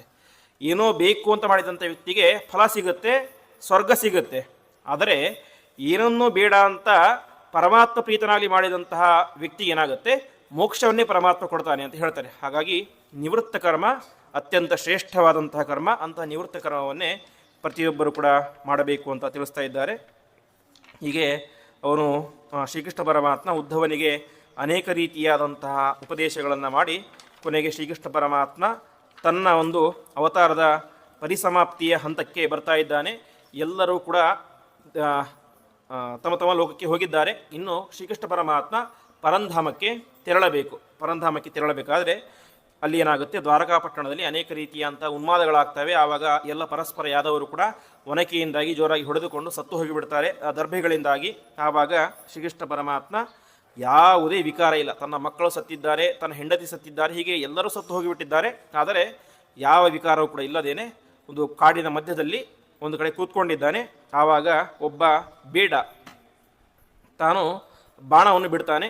ಅದು ಬಿಟ್ಟದ್ದು ಎಲ್ಲಿಗೋಸ್ಕರ, ಅದು ಜಿಂಕೆಗೋಸ್ಕರ ಅಂತೆ. ಆದರೆ ಬಂದು ತಾಕಿತ್ತೆಲ್ಲಿ ಶ್ರೀಕೃಷ್ಣ ಪರಮಾತ್ಮನ ಕಾಲಿಗೆ ತಾಕಿದಾಗ ಆ ಶ್ರೀಕೃಷ್ಣ ಪರಮಾತ್ಮ ತಾನು ಅದೇ ದೇಹದಿಂದಾಗಿ ಸಾಕ್ಷಾತ್ ತನ್ನ ಪರಂಧಾಮಕ್ಕೆ ಪ್ರಯಾಣವನ್ನು ಮಾಡ್ತಾ ಇದ್ದಾನೆ. ಅನೇಕರು ಅಂದ್ಕೊಳ್ತಾರೆ ಕೃಷ್ಣ ಪರಮಾತ್ಮ ಇಲ್ಲಿ ದೇಹವನ್ನು ಬಿಟ್ಟುಬಿಟ್ಟ ಅಂತ. ಆದರೆ ಪರಮಾತ್ಮನ ದೇಹ ಮೇಲ್ಗಡೆ ಇರುವಂತಹ ವೈಕುಂಠದಲ್ಲಿ ಇರುವಂತಹ ಪರಮಾತ್ಮನ ದೇಹ ಯಾವ ರೀತಿ ಪೂರ್ಣವಾಗಿದೆಯೋ ಅದೇ ರೀತಿಯಾಗಿ ಪರಮಾತ್ಮನ ಅವತಾರ ರೂಪಗಳು ಕೂಡ ಅದೇ ರೀತಿ ಪರಿಪೂರ್ಣವಾಗಿರ್ತವೆ ಎಂಬುದನ್ನು ತಿಳಿಸ್ತಾ ಇದ್ದಾರೆ. ಹೀಗೆ ಶ್ರೀಕೃಷ್ಣ ಪರಮಾತ್ಮ ತಾನೇ ಮಾಡಿದ ತನ್ನ ಪರಂಧಾಮವನ್ನು ಸೇರಿದ. ಯಾವಾಗ ಶ್ರೀಕೃಷ್ಣ ಪರಮಾತ್ಮ ತನ್ನ ದೇಹತ್ಯಾಗವನ್ನು ಮಾಡಿ ಪರಂಧಾಮಕ್ಕೆ ಹೋದನೋ ಅವತ್ತೇ ಏನಾಯಿತು, ಕಲಿಯುಗ ಎಂಬುದು ಪ್ರಾರಂಭ ಆಯಿತು. ಪರಮಾತ್ಮ ಇರುವ ತಕ್ಷಣ ಕಲಿಯ ಬಾಧೆ ಇರಲಿಲ್ಲ. ಯಾವಾಗ ಪರಮಾತ್ಮ ಹೋದನೋ ಆವಾಗ ಕಲಿಯುಗ ಎಂಬುದು ಪ್ರಾರಂಭ ಆಯಿತು. ಹೀಗೆ ನಾವು ಪ್ರಾರಂಭದ ದಿವಸದಲ್ಲಿ ಕೇಳಿದಂತೆ ಪರೀಕ್ಷಿತ ಮಹಾರಾಜ ಅವನು ಮಾಡಿದ್ದೇನು, ಕಲಿಯ ನಿಗ್ರಹ. ಹೀಗೆ ಆ ಒಂದು ವಿಚಾರವನ್ನು ಹೇಳಿ ಮುಂದೆ ಕಲಿಯುಗದಲ್ಲಿ ಯಾವ ರೀತಿಯಂತಹ ಧರ್ಮಗಳು ಇರ್ತವೆ ಎಂಬುದಾಗಿ ತಿಳಿಸ್ತಾ ಹೋಗ್ತಾರೆ, ಸೂಕ್ಷ್ಮವಾಗಿ ತಿಳಿಸ್ತಾ ಹೋಗ್ತಾರೆ. ಕಲಿಯುಗದಲ್ಲಿ ಕಾನೂನು ಒಂದು ಲಾ ಅಂತ ಇರುತ್ತೆ. ಕಲಿಯುಗದಲ್ಲಿ ಯಾವುದು ಪ್ರಧಾನವಾದಂತಹ ಒಂದು ಲಾ ಅಂತಂದರೆ ವಿತ್ತಮೇವ ಕಲವು ನೃಣಾಂ ಜನ್ಮಾಚಾರ ಗುಣೋದಯ ಅಂತ. ದುಡ್ಡಿದ್ರೆ ಸಾಕು, ಕಾನೂನನ್ನು ಯಾರು ಬೇಕಾದರೂ ಕೂಡ ಕೊಂಡ್ಕೊಳ್ಬಹುದು ಅಂತ ವೇದವ್ಯಾಸದೇವ ಅವಸ್ಥೆ ಹೇಳಿಬಿಟ್ಟಿದ್ದಾರೆ. ಧರ್ಮನ್ಯಾಯ ವ್ಯವಸ್ಥಾಯಾಮ್ ಕಾರಣಂ ಬಲಮೇವಹಿ ಅಂತ. ಇದು ಧರ್ಮ, ಇದು ಅಧರ್ಮ, ಇದು ನ್ಯಾಯ, ಇದು ಅನ್ಯಾಯ ಅಂತ ಹೇಳಲಿಕ್ಕೆ ಕಾರಣ ಏನು, ಧರ್ಮ ಅಧರ್ಮ ಅಲ್ಲ ಹೊರತು ಬಲ. ಯಾರಲ್ಲಿ ದುಡ್ಡಿದೆ, ಯಾರಲ್ಲಿ ಸಾಮರ್ಥ್ಯ ಇದೆ, ಅದೇ ಕಾರಣ ಆಗಿಬಿಡುತ್ತೆ ಅಂತ. ಸರಿ, ಇನ್ನು ಮದುವೆ ಬೇಕು. ಮದುವೆ ಆಗಲಿಕ್ಕೆ ಏನು ಬೇಕು, ಕುಲ ಬೇಕು, ಗೋತ್ರ ಬೇಕು, ವಿದ್ವತ್ತು, ಅದು ಎಲ್ಲ ನೋಡ್ಕೊತ ಹೇಳಿದ್ದಾರೆ. ಆದರೆ ವೇದವ್ಯಾಸದೇವ್ ಹೇಳ್ತಾರೆ ಕಲಿಯುಗ ಮುಂದೆ ವರಿತಾ ಹೋದಾಗ ಏನಾಗುತ್ತೆ, ದಾಂಪತ್ಯ ಅಭಿರುಚಿರ್ ಹೇತುಹು ಅಂತ. ಕುಲ ಗೋತ್ರ ಅದು ಇದು ಏನೂ ನೋಡೋದಿಲ್ಲ, ಇಷ್ಟ ಆದ್ರೆ ಯಾವುದೇ ಕುಲವಾಗಿರಲಿ ಮದುವೆ ಆಗಿಬಿಡೋದು ಅಂತ. ಅದಾದ ಮೇಲೆ ಸ್ವೀಕಾರ ಏವ ಚೋದ್ವಾಹೆ ಅಂತ. ಇನ್ನು ಮದುವೆ ಆಗಲಿಕ್ಕೆ ಇದು ಒಪ್ಪಂದ ಆಯಿತು, ಮದುವೆ ಆಗೋದು ಯಾವ ರೀತಿ ಅಂತ. ಸರಿ, ಮದುವೆ ಏನೋ ಯಾರೋ ಇಂಟರ್ಕ್ಯಾಸ್ಟ್ ಆಯಿತು, ಇಂಟರ್ಕ್ಯಾಸ್ಟ್ ಆದರೂ ಕೂಡ ಶಾಸ್ತ್ರೋಕ್ತವಾಗಿ ಆಗ್ತಾರ ಅಂತಂದರೆ ಅದು ಕೂಡ ಇಲ್ಲ ಅಂತೆ. ಸ್ವೀಕಾರ ಏವಚ ಉದ್ವಾಹೆ, ಬರೀ ಬಾಯಿ ಮಾತಿಂದ ಅಂತೆ ಮದುವೆ ಆಗಿಬಿಟ್ವಿ ಅಂತ. ಇವತ್ತು ನಾವು ನೋಡ್ತೇವೆ ರಿಜಿಸ್ಟರ್ ಮ್ಯಾರೇಜು ಅಂತ, ಅದೇ ರೀತಿಯಾಗಿ ಮದುವೆ ಆಗಿಬಿಡ್ತಾರೆ ಅಂತ ಅವತ್ತೇ ಹೇಳಿದ್ದಾರೆ ವೇದವ್ಯಾಸ ದೇವರು. ಅದಾದ ಮೇಲೆ ಲಿಂಗಮೇವ ಆಶ್ರಮ ಖ್ಯಾತವು ಅಂತ. ಹಿಂದೆಲ್ಲ ಸನ್ಯಾಸಿಗಳು ಅಂತಂದರೆ ಅವರದ್ದೇ ಆದಂತಹ ರೀತಿ ನಿಯಮಗಳು ಎಲ್ಲವನ್ನು ಕೂಡ ಪಾಲನೆ ಮಾಡ್ತಾ ಇದ್ರು. ಆದರೆ ಕಲಿಯುಗ ಎಂಬುದು ಪ್ರಾರಂಭವಾಗಿ ಮುಂದೆ ವರಿತಾ ಹೋದಾಗ ಏನಾಗುತ್ತೆ, ಲಿಂಗಮೇವ ಆಶ್ರಮ ಖ್ಯಾತವು ಅಂತ. ಕೇವಲ ಕಾವಿ ಬಟ್ಟೆ ಧಾರಣೆ ಮಾಡಿದಂಥವರು ಮಾತ್ರ ಸನ್ಯಾಸಿಗಳು, ಬೇರೆ ಯಾವುದೂ ಕೂಡ ಬೇಕಾಗಿಲ್ಲ ಅಂತ ಹೇಳ್ಬಿಡ್ತಾರೆ ಅಂತ. ಇವತ್ತೇ ಆ ರೀತಿಯಾಗಿ ಆಗಿದೆ. ಅನೇಕ ಪಂಗಡಗಳಲ್ಲಿ ಸನ್ಯಾಸಿಗಳಂದರೆ ಏನು, ಬರೀ ಬಟ್ಟೆ ಅಷ್ಟೇ, ಬೇರೆ ಏನು ಕೂಡ ಇರೋದಿಲ್ಲ. ಅದಾದ ಮೇಲೆ ಮಾಯೇವ ವ್ಯಾವಹಾರಿಕೆ ಅಂತ. ವ್ಯಾಪಾರ ಇರುತ್ತೆ, ವ್ಯಾಪಾರದಲ್ಲಿ ಪ್ರಧಾನವಾಗಿರಬೇಕಾದದ್ದೇನು ಧರ್ಮ. ಆ ವಸ್ತುವಿಗೆ ಎಷ್ಟು ಬೆಲೆ ಇರುತ್ತೋ ಕರೆಕ್ಟಾಗಿ ಎಷ್ಟು ಬೆಲೆಯನ್ನು ಹೇಳಬೇಕು ಅಂತ. ಆದರೆ ಕಲಿಯುಗದ ಪ್ರಭಾವ ಯಾವ ರೀತಿ ಆಗುತ್ತೆ ಅಂದರೆ ಮಾಯೇವ ವ್ಯಾವಹಾರಿಕೆ ಅಂತ. ವ್ಯವಹಾರದಲ್ಲಿ ಏನಾಗುತ್ತೆ, ಮೋಸವೇ ಜಾಸ್ತಿ ಆಗಿಬಿಡುತ್ತೆ ಅಂತ. ಇನ್ನು ತೀರ್ಥಯಾತ್ರೆ, ಹಿಂದಿನ ಕಾಲದಲ್ಲೆಲ್ಲ ತೀರ್ಥಯಾತ್ರೆ ಅಂತಂದರೆ ತುಂಬ ಕಷ್ಟಪಟ್ಟು ನಡೆದುಕೊಂಡು ಹೋಗಿ ಬದರಿ ಯಾತ್ರೆ ಅದೆಲ್ಲ ಮಾಡ್ತಾಯಿದ್ರು. ಇವತ್ತು ನಮಗೆ ಸುಲಭವಾಗಿದೆ, ರೈಲ್ ಆಗಿದೆ, ಬಸ್ ಆಗಿದೆ, ಫ್ಲೈಟ್ ಆಗಿದೆ, ಎಲ್ಲ ಆರಾಮಾಗಿ ಹೋಗಿ ಬಂದುಬಿಡ್ತೇವೆ. ಆದರೆ ಮುಂದೆ ಏನಾಗುತ್ತೆ ಅಂತಂದರೆ ತೀರ್ಥಯಾತ್ರೆ ಅಂದರೆ ಬೇರೆ ಯಾವುದೋ ಕೂಡ ಅಲ್ಲ, ದೂರೇ ಪರ್ಯಟನಂ ಹೇತುಹು ಅಂತ. ತುಂಬ ದೂರ ಪ್ರಯಾಣ ಮಾಡೋದೇ ತೀರ್ಥಯಾತ್ರೆ ಅಂತ ಅರ್ಥ. ಇವತ್ತೇನು ಪಿಕ್ನಿಕ್ ಅಂತ ಕೇಳ್ತೀವಲ್ಲ, ಸುಮ್ಮನೆ ಮನೆಯಿಂದಾಗಿ ಸ್ವಲ್ಪ ದೂರ ಹೋಗೋದು, 500 ಕಿಲೋಮೀಟರ್ ದೂರ ಹೋಗೋದು, ಅದೇ ತೀರ್ಥಯಾತ್ರೆ ಆಗುತ್ತೆ ಅಂತ. ಈ ರೀತಿಯಾಗಿ ಕಲಿಯುಗದ ಅನೇಕ ರೀತಿಯಾದಂಥ ಧರ್ಮಗಳನ್ನು ವೇದವ್ಯಾಸ ದೇವರು ನಮಗೆ ತಿಳಿಸಿಕೊಡ್ತಾ ಇದ್ದಾರೆ. ಅದಾದ ಮೇಲೆ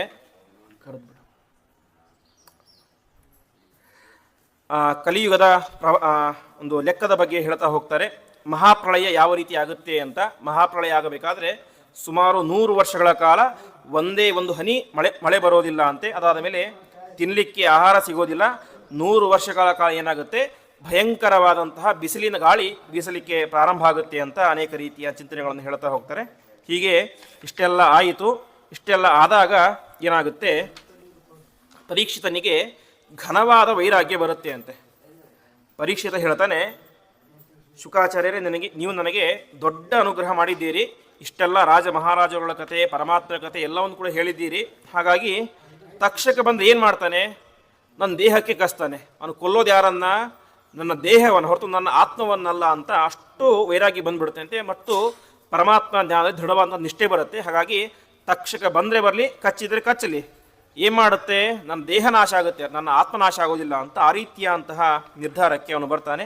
ಈ ರೀತಿಯಾಗಿ ಆದಾಗ ಮುಂದೆ ಯಾವ ತಕ್ಷಕ ಸಣ್ಣ ಕ್ರಿಮಿ ರೂಪದಲ್ಲಿ ಅಲ್ಲಿಗೆ ಬಂದು ಅವನ ಸಂಹಾರವನ್ನು ಮಾಡ್ತಾನೆ. ಈ ರೀತಿಯಾಗಿ ಆದಾಗ ಪರೀಕ್ಷಿತ ಮಹಾರಾಜ ಸುಟ್ಟು ಬೂದಿಯಾಗಿ ಹೋಗ್ತಾನೆ ಎಂಬುದಾಗಿ ತಿಳಿಸ್ತಾ ಇದ್ದಾರೆ. ಈ ರೀತಿಯಾಗಿ ಆ ಪಾಂಡವರ ಸಂತಾನವಾದಂತಹ ಪರೀಕ್ಷಿತ ಮಹಾರಾಜ ತಾನು ಮಾಡಿದಂಥ ತಪ್ಪೇನು, ಯಾವ ಶಮೀಕ ಋಷಿಗಳ ಕೊರಳಿಗೆ ಹೂವನ್ನು ಹಾಕಬೇಕಾಗಿತ್ತು, ಆ ಋಷಿಗಳ ಕೊರಳಿಗೆ ಸತ್ತ ಹಾವನ್ನು ಹಾಕಿದ.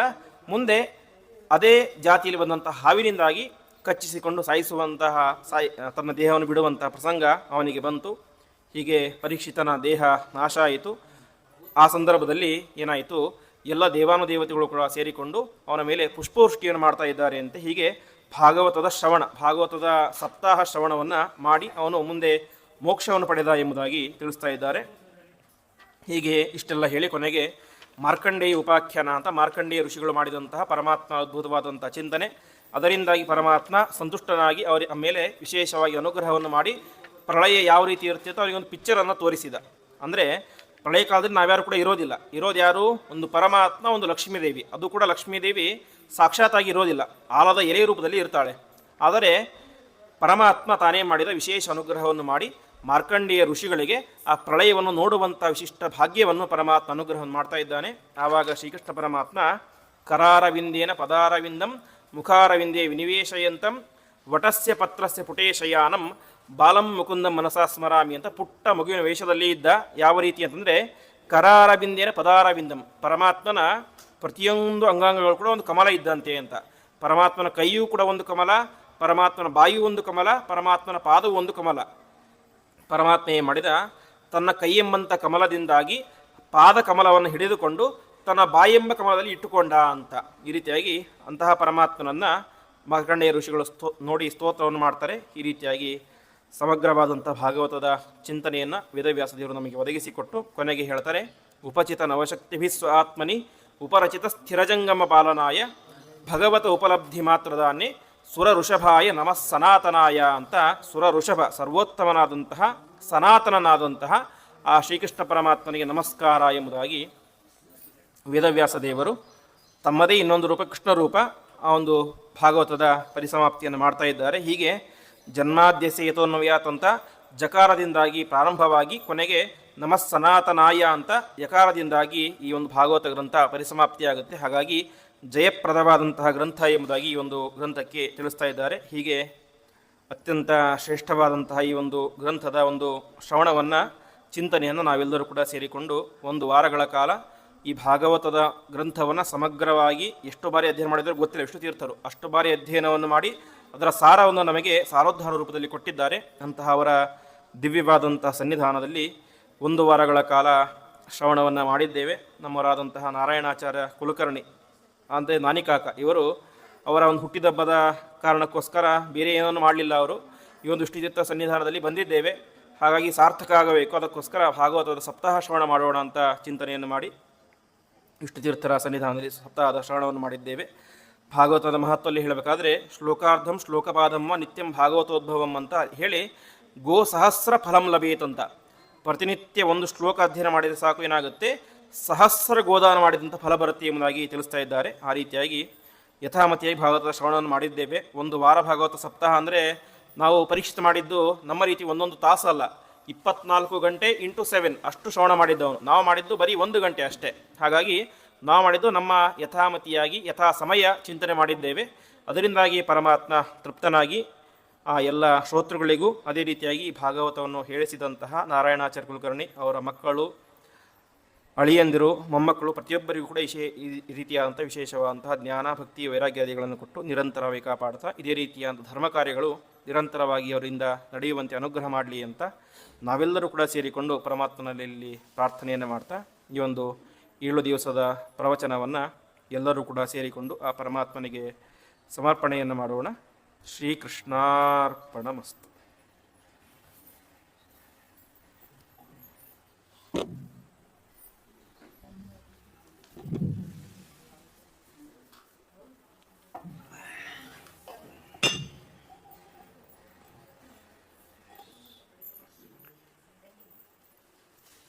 ನಾರಾಯಣಾಯ ಪರಿಪೂರ್ಣಗುಣಾರ್ಣವಾಯ ವಿಶ್ವೋದಯಸ್ಥಿತಿಲಯೋ ನಿಯತಿಪ್ರದಾಯ ಜ್ಞಾನಪ್ರದಾಯ ವಿಬುಧಾಸುರಸೌಖ್ಯದುಃಖಸತ್ಕಾರಣಾಯ ವಿತತಾಯ ನಮೋ ನಮಸ್ತೆ. ನಾರಾಯಣಂ ಸುರಗುರುಂ ಜಗದೇಕನಾಥಂ ಭಕ್ತಪ್ರಿಯಂ ಸಕಲಲೋಕನಮಸ್ಕೃತಂಚ ತ್ರೈಗುಣ್ಯವರ್ಜಿತಮಜಂ ವಿಭುಮಾದ್ಯಮೀಶಂ ವಂದೇ ಭವಗ್ನಮರಾಸುರಸಿದ್ಧವಂದ್ಯಂ.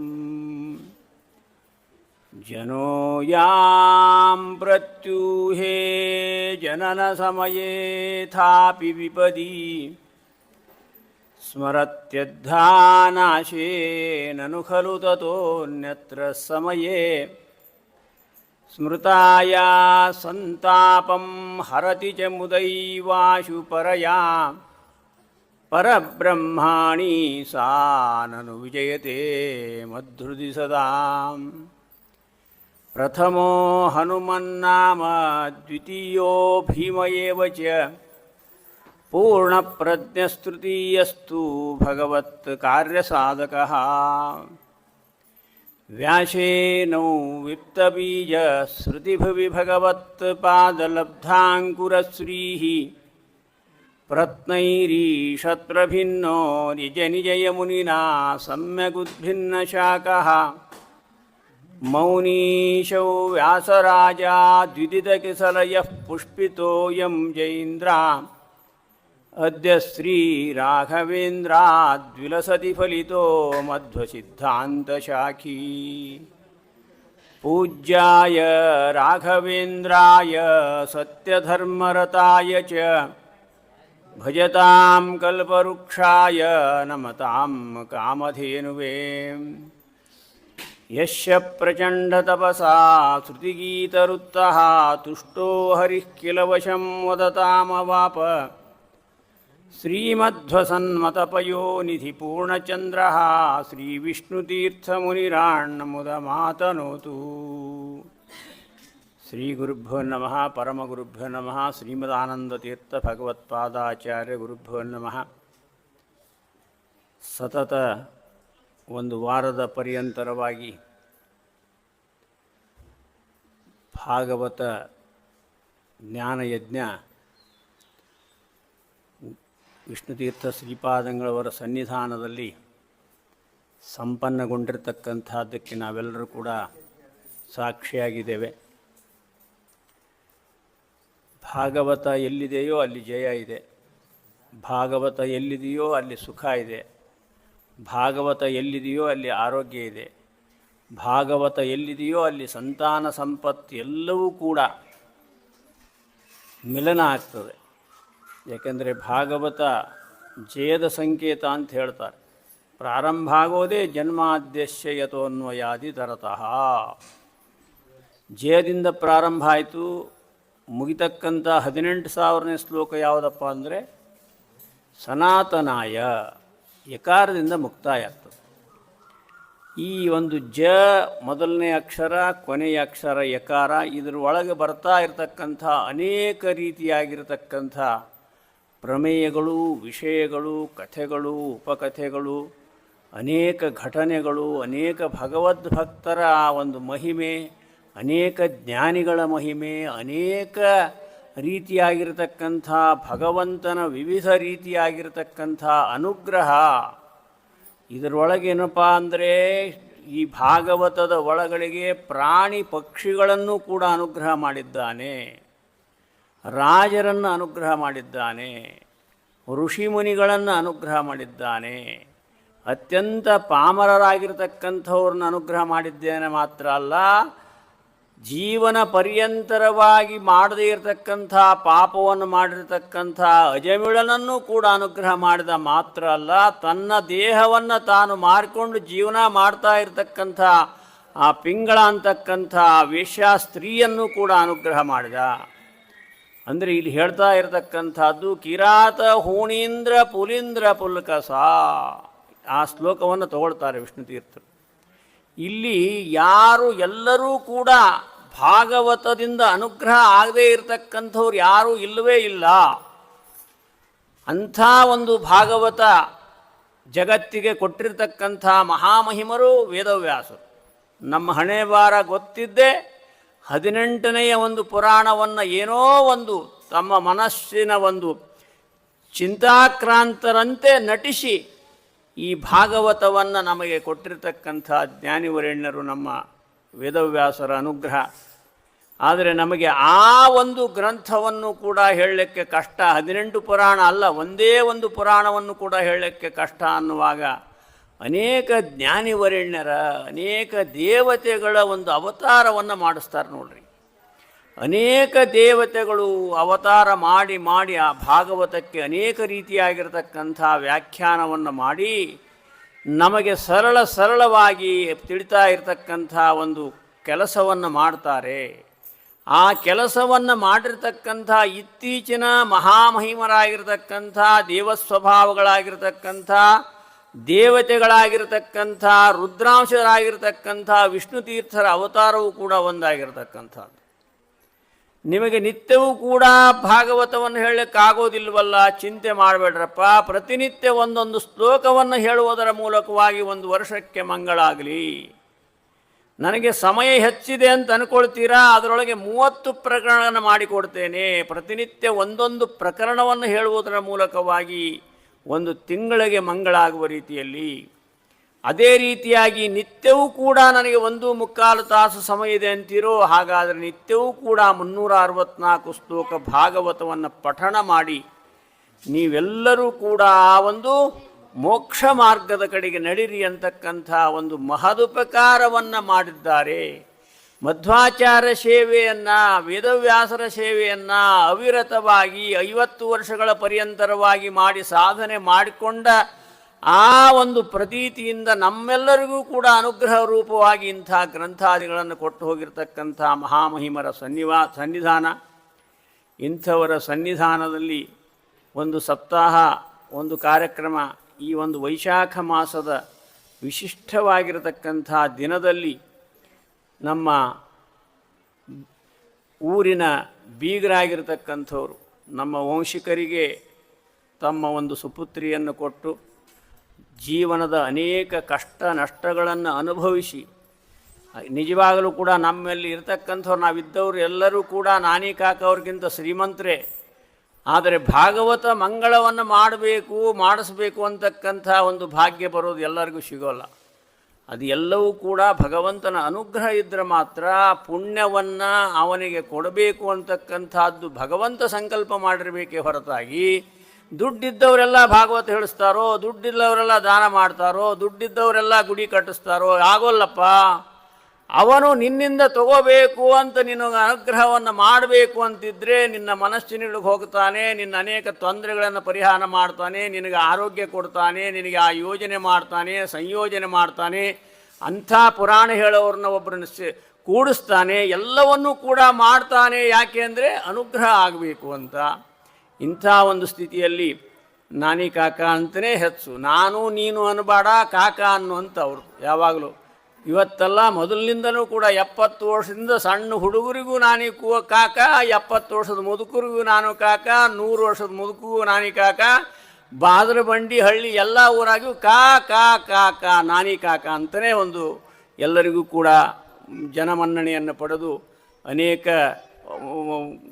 ಕಷ್ಟಗಳಲ್ಲಿಯೂ ಕೂಡ ತಾವು ಸಹಜವಾಗಿ ಸಂಪಾದನೆ ಮಾಡಿರ್ತಕ್ಕಂಥ ಈ ಒಂದು ಹಣವನ್ನು ಅದು ಎಷ್ಟೇ ದೊಡ್ಡದಾಗಿರಲಿ ಅಥವಾ ಸಣ್ಣದಾಗಿರಲಿ, ಆದರೆ ಅದು ಸತ್ಕರ್ಮಗಳಿಗೆ ಆಗಬೇಕು ಅಂತಕ್ಕಂಥ ಒಂದು ಚಿಂತನೆಯನ್ನು ಇಟ್ಟುಕೊಂಡು ಬಂದು 3 ತಿಂಗಳಲ್ಲಿ ಈ ಒಂದು ಭಾಗವತ ಸಪ್ತಾಹವನ್ನು ಈ ಒಂದು ಮಾದಿನೂರು ಗ್ರಾಮದಲ್ಲಿ ವಿಶೇಷ ಏನಂದರೆ ನಮ್ಮ ಹೇಳಿರ್ತಕ್ಕಂಥ ಹರಿಯಾಚಾರ್ಯರು ಆ ಗೃಹಸ್ಥ ಜೀವನ ಪ್ರಾರಂಭ ಮಾಡಿದಾಗ ಮೊದಲನೆಯ ಮಂಗಳ ಮಹೋತ್ಸವ ಇದೇ ಒಂದು ಮಾದಿನೂರಿನಲ್ಲಿ ಆಗಿರತಕ್ಕಂಥದ್ದು ಒಂದು ವಿಶೇಷವಾಗಿರತಕ್ಕಂಥದ್ದು.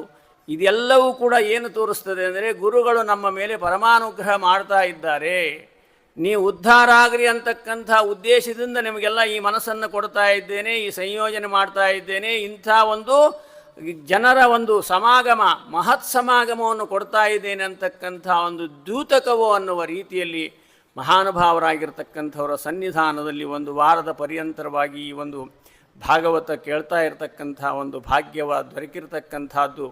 ಆ ಒಂದು ಸಂದರ್ಭದಲ್ಲಿ ಇದಕ್ಕೆ ಸಂಪೂರ್ಣವಾಗಿ ಆ ವಿಷ್ಣು ತೀರ್ಥರ ಪರಮಾನುಗ್ರಹವೇ ಕಾರಣ ಅಂತ ಹೇಳ್ತಾ ಈ ಎಲ್ಲ ಒಂದು ವಾರದ ಈ ಒಂದು ಭಾಗವತ ಮಂಗಳಾದಿಗಳಲ್ಲಿ ಭಾಗವಹಿಸಿರತಕ್ಕಂಥವರು ಅನೇಕ ಕಾರ್ಯಕರ್ತರು, ಅನೇಕ ರೀತಿಯಾಗಿರ್ತಕ್ಕಂಥ ಕಾರ್ಯವನ್ನು ಮಾಡಿರ್ತಕ್ಕಂಥವ್ರು, ಅವರ ಅಲಂಕಾರಾದಿಗಳಿಗೆ ಕಾರ್ಯ ಮಾಡಿರ್ತಕ್ಕಂಥವ್ರು, ಅಲ್ಲಿ ಅಡಿಗೆಯಾದಿಗಳನ್ನು ಮಾಡೋದಲ್ಲಿ ಕಾರ್ಯ ಮಾಡಿರ್ತಕ್ಕಂಥವ್ರು ಎಲ್ಲರನ್ನೂ ಕೂಡ ಗುರುಗಳು ಈ ಒಂದು ಸಂದರ್ಭದಲ್ಲಿ ಬಂದಿರತಕ್ಕಂಥ ಮಂಗಳ ಮಹೋತ್ಸವಕ್ಕೆ ಬಂದಿರತಕ್ಕಂಥ ಎಲ್ಲರಿಗೂ ಕೂಡ ತಾವು ಮಾಡಿರ್ತಕ್ಕಂಥ ಸಾರೋದ್ಧಾರದ ಮೂಲ ಭಾಗವತವನ್ನು ಇವತ್ತಿನ ದಿವಸ ಕೇಳಿದ್ದಾರೆ ಅಂದರೆ ಅವರಿಗೆ ಇದಕ್ಕಿಂತ ಸಂತೋಷ ಯಾವುದು ಕೂಡ ಆಗಲಿಕ್ಕೆ ಸಾಧ್ಯ ಇಲ್ಲ.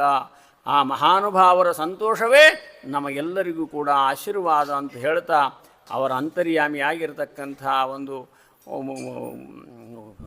ಮುಖ್ಯ ಪ್ರಾಣ, ಅವರ ಅಂತರ್ಯಾಮಿ ಆಗಿರತಕ್ಕಂಥ ಮೂಲರೂಪಿ ವೇದವ್ಯಾಸ ದೇವರಿಗೆ ಈ ಎಲ್ಲ ಕರ್ಮಗಳನ್ನು ಕೂಡ ಸಮರ್ಪಣೆಯನ್ನು ಮಾಡೋಣ ಅಂತ ಹೇಳ್ತಾ ಇವತ್ತಿನ ದಿವಸ ಈ ಸಂದರ್ಭದಲ್ಲಿ ನೈವೇದ್ಯಾದಿಗಳು ಮುಗಿಯುತ್ತದೆ. ಮುಗಿದ ನಂತರವಾಗಿ ಈ ಒಂದು ದಂಪತ್ ಪೂಜಾ, ಅದೇ ರೀತಿಯಾಗಿ ಇವತ್ತಿನ ಈ ಕಾರ್ಯಕ್ರಮದ ರೂವಾರಿಯಾಗಿರ್ತಕ್ಕಂಥ ನಾನಿ ಕಾಕ ಅವರಿಗೆ ಗುರುಗಳ ಒಂದು ವಸ್ತ್ರವನ್ನು ಕೂಡ ಇವತ್ತಿನ ದಿವಸ ಆಶೀರ್ವಾದ ರೂಪವಾಗಿ ಕೊಡ್ತಾ ಈ ಒಂದು ಕಾರ್ಯಕ್ರಮದಲ್ಲಿ ತಾವೆಲ್ಲರೂ ಕೂಡ ಭಾಗವಹಿಸಬೇಕು ಅಂಥೇಳಿ ಮತ್ತೊಮ್ಮೆ ಕಳಕಳಿಯ ಪ್ರಾರ್ಥನೆಯನ್ನು ಮಾಡಿಕೊಳ್ತಾ ಇದ್ದೇನೆ. ಶ್ರೀ ಕೃಷ್ಣಾರ್ಪಣಮಸ್ತು. ಕೃಷ್ಣಾರ್ಪಣ.